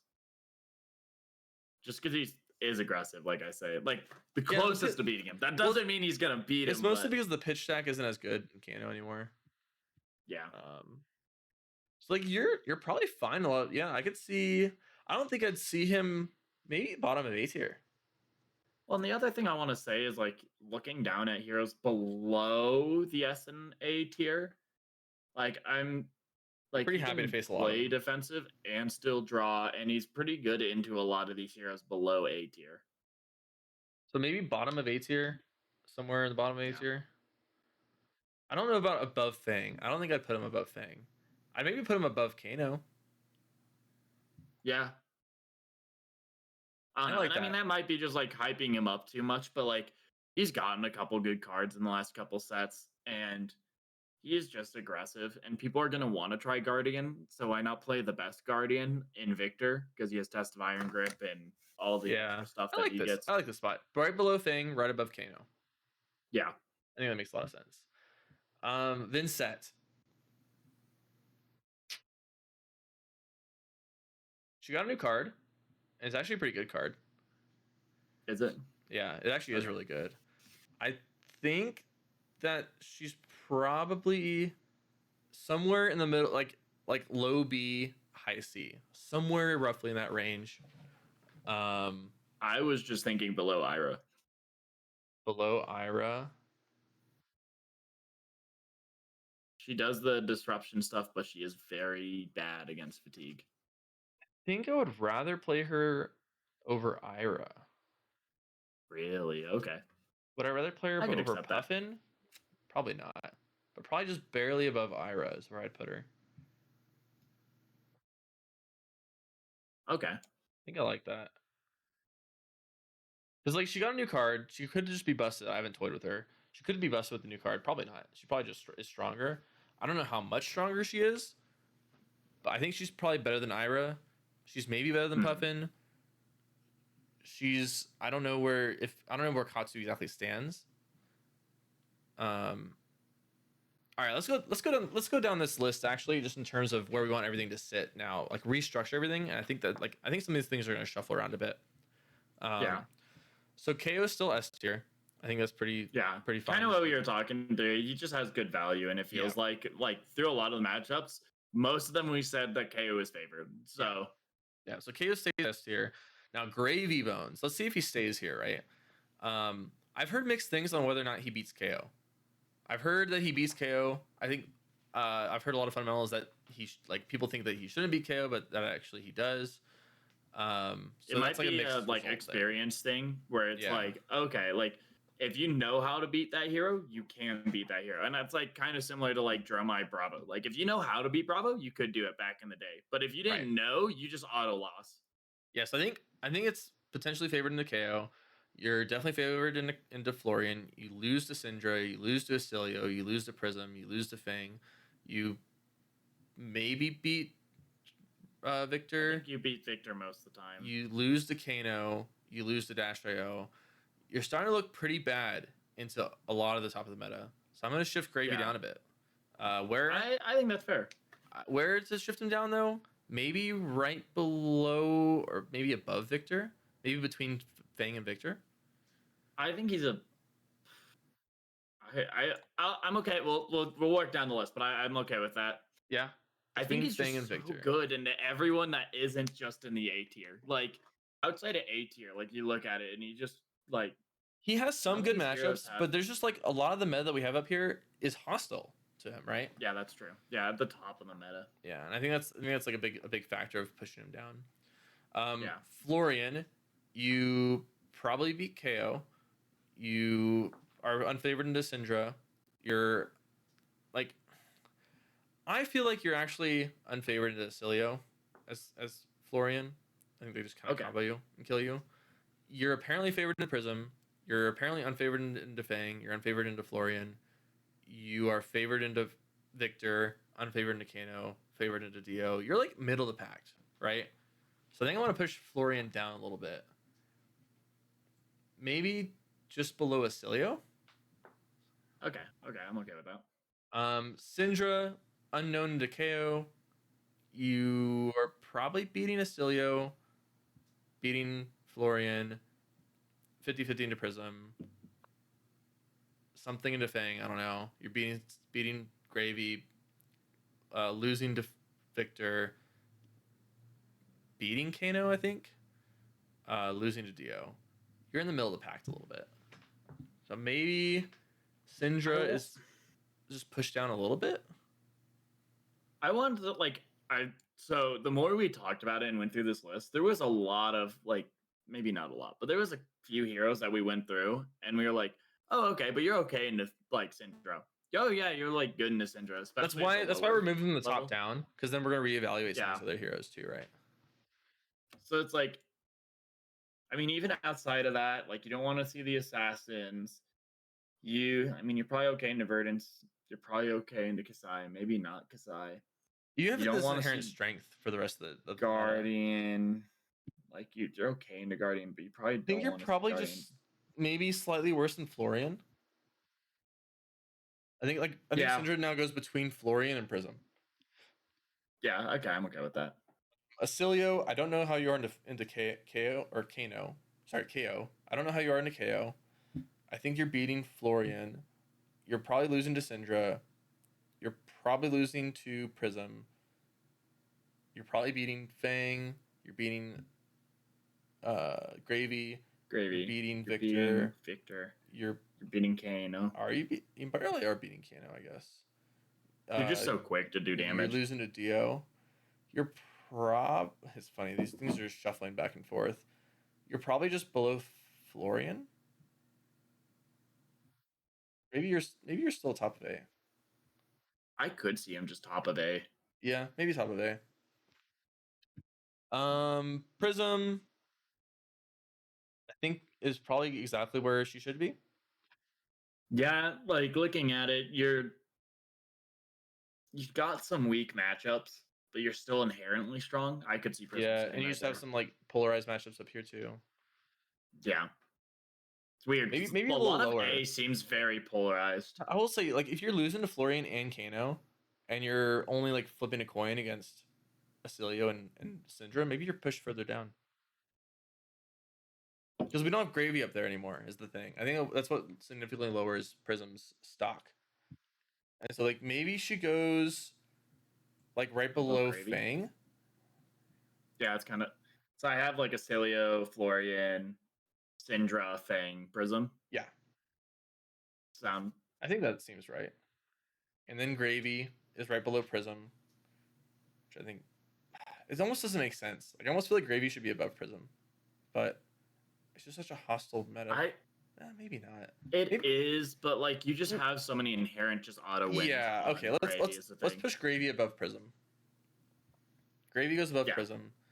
I think Prism's better than Victor. I agree with that. Victor's probably better than Kano. I mean, I think It's you might close. have a better matchup spread. It's like I think Kano struggles a lot into the aggressive, kind of like Gravy, and doesn't have as many auto wins as the thing.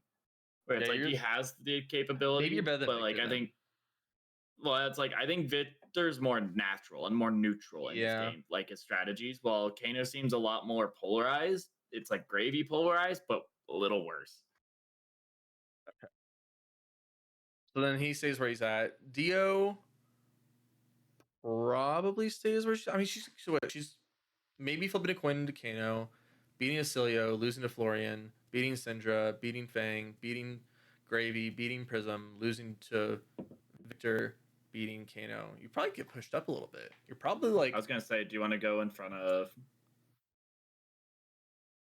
You might go in front of Victor. maybe even in front of Prism. Maybe. Tough. It's somewhere right in that range. I'm happy to be right below Yeah. Prism. So between Prism and Victor. I think so. Kano's bottom of A, which I think is fine.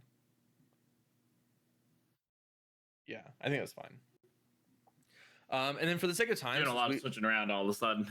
right, since we're at 2 hours and 11 minutes, I think we're just gonna like try to do some spot checking of the B and C tiers to see if we want to flip around anything really quick. But I don't want to like go. I was actually pretty happy with B tier here. Like I think Verdance, Mario, Kasai, Slippy all sounds good. I think Pleiades we don't know enough, so middle of B. She looks like she can do really strong things. Is fine. I want Valda to stay there personally. I could see her move down if we think the spot check's not correct. I But think Reinar's like still too high. Yeah. I think Katsu's also probably maybe too high. They just don't look like they belong there. It's weird. Like, what if we moved? What if we moved like a lot of this B? We don't. I like B tier being the biggest tier though, like the most. Well, I do like this. It like, could be just like move Vincent and Ira above Reinar. So it's like Valda, Vincent, Ira, Reinar, Katsu, Puffin, and then wherever Lyeth sits. I want to move Puffin above Reinar. That's definitely your dark horse hero. I don't believe in That's Puffin my dark that horse much, hero. but Yeah. I want to move her. I want to move her above Vincent too.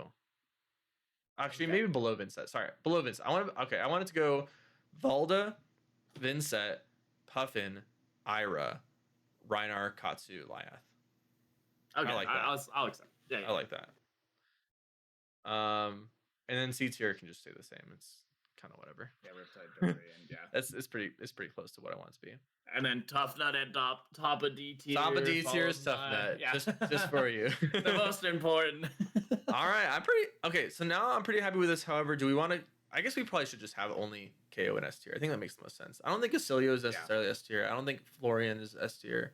I don't particularly see any of these other A tier heroes being S tier heroes. Yeah, they just don't seem as dominant. Like, yeah, I agree. I think this looks pretty good though. I'm liking this. I like it. There's some hot takes that maybe I would switch around. Yeah. My dark horse hero. I'm gonna say Dory's gonna be my dark horse hero. Like, dark horse is I don't know. Dory, she just feels way too low. Like, I'm gonna put my money on Dory. She's gonna do better than she looks. I'm gonna put my money on Kasai being closer to the top of A. That's my guess. Because the thing with Puffin is that she's not a dark horse in terms of like being super good. I think she's just stronger than people think that she is. I think she's like solid B. Like she'll be till I think she should take Kasai's spot once people figure out how to play her really well. It's basically my take. But I don't think she's like solid A. I think Kasai could be like top of A. Potentially. I still want to commit to like Dory actually being someone that like a hero that might be good into this meta that we just really haven't explored enough of. Yeah, I can see it. I can see it. All right. I like this. Let's ship it. Shit, it's sent off. All right. No more notes. No more changes. And I think since we went over time, I think we'll have to hold off on any more stuff here. This week in Fab, I basically just did some Talisher testing. I know you did some pre-releases. Yeah. But we can talk more in detail about that next week, which will be right when PQs are starting. So that'll be fun. Yeah, it's gonna be exciting. All right, but to leave off with a question, how do you feel about this tier list? Who's your dark horse here? No. I probably don't even have to say this, but let us know what you think about it in the comments below. I think it goes without saying we're just gonna get comments with people's thoughts regardless. So yeah, probably doesn't even need to be the asked question, but that's what it is. Right. Give us your thoughts on this tier list. Yeah, and with that, I'm Cody, and I'm Jacob, and thanks for watching and listening.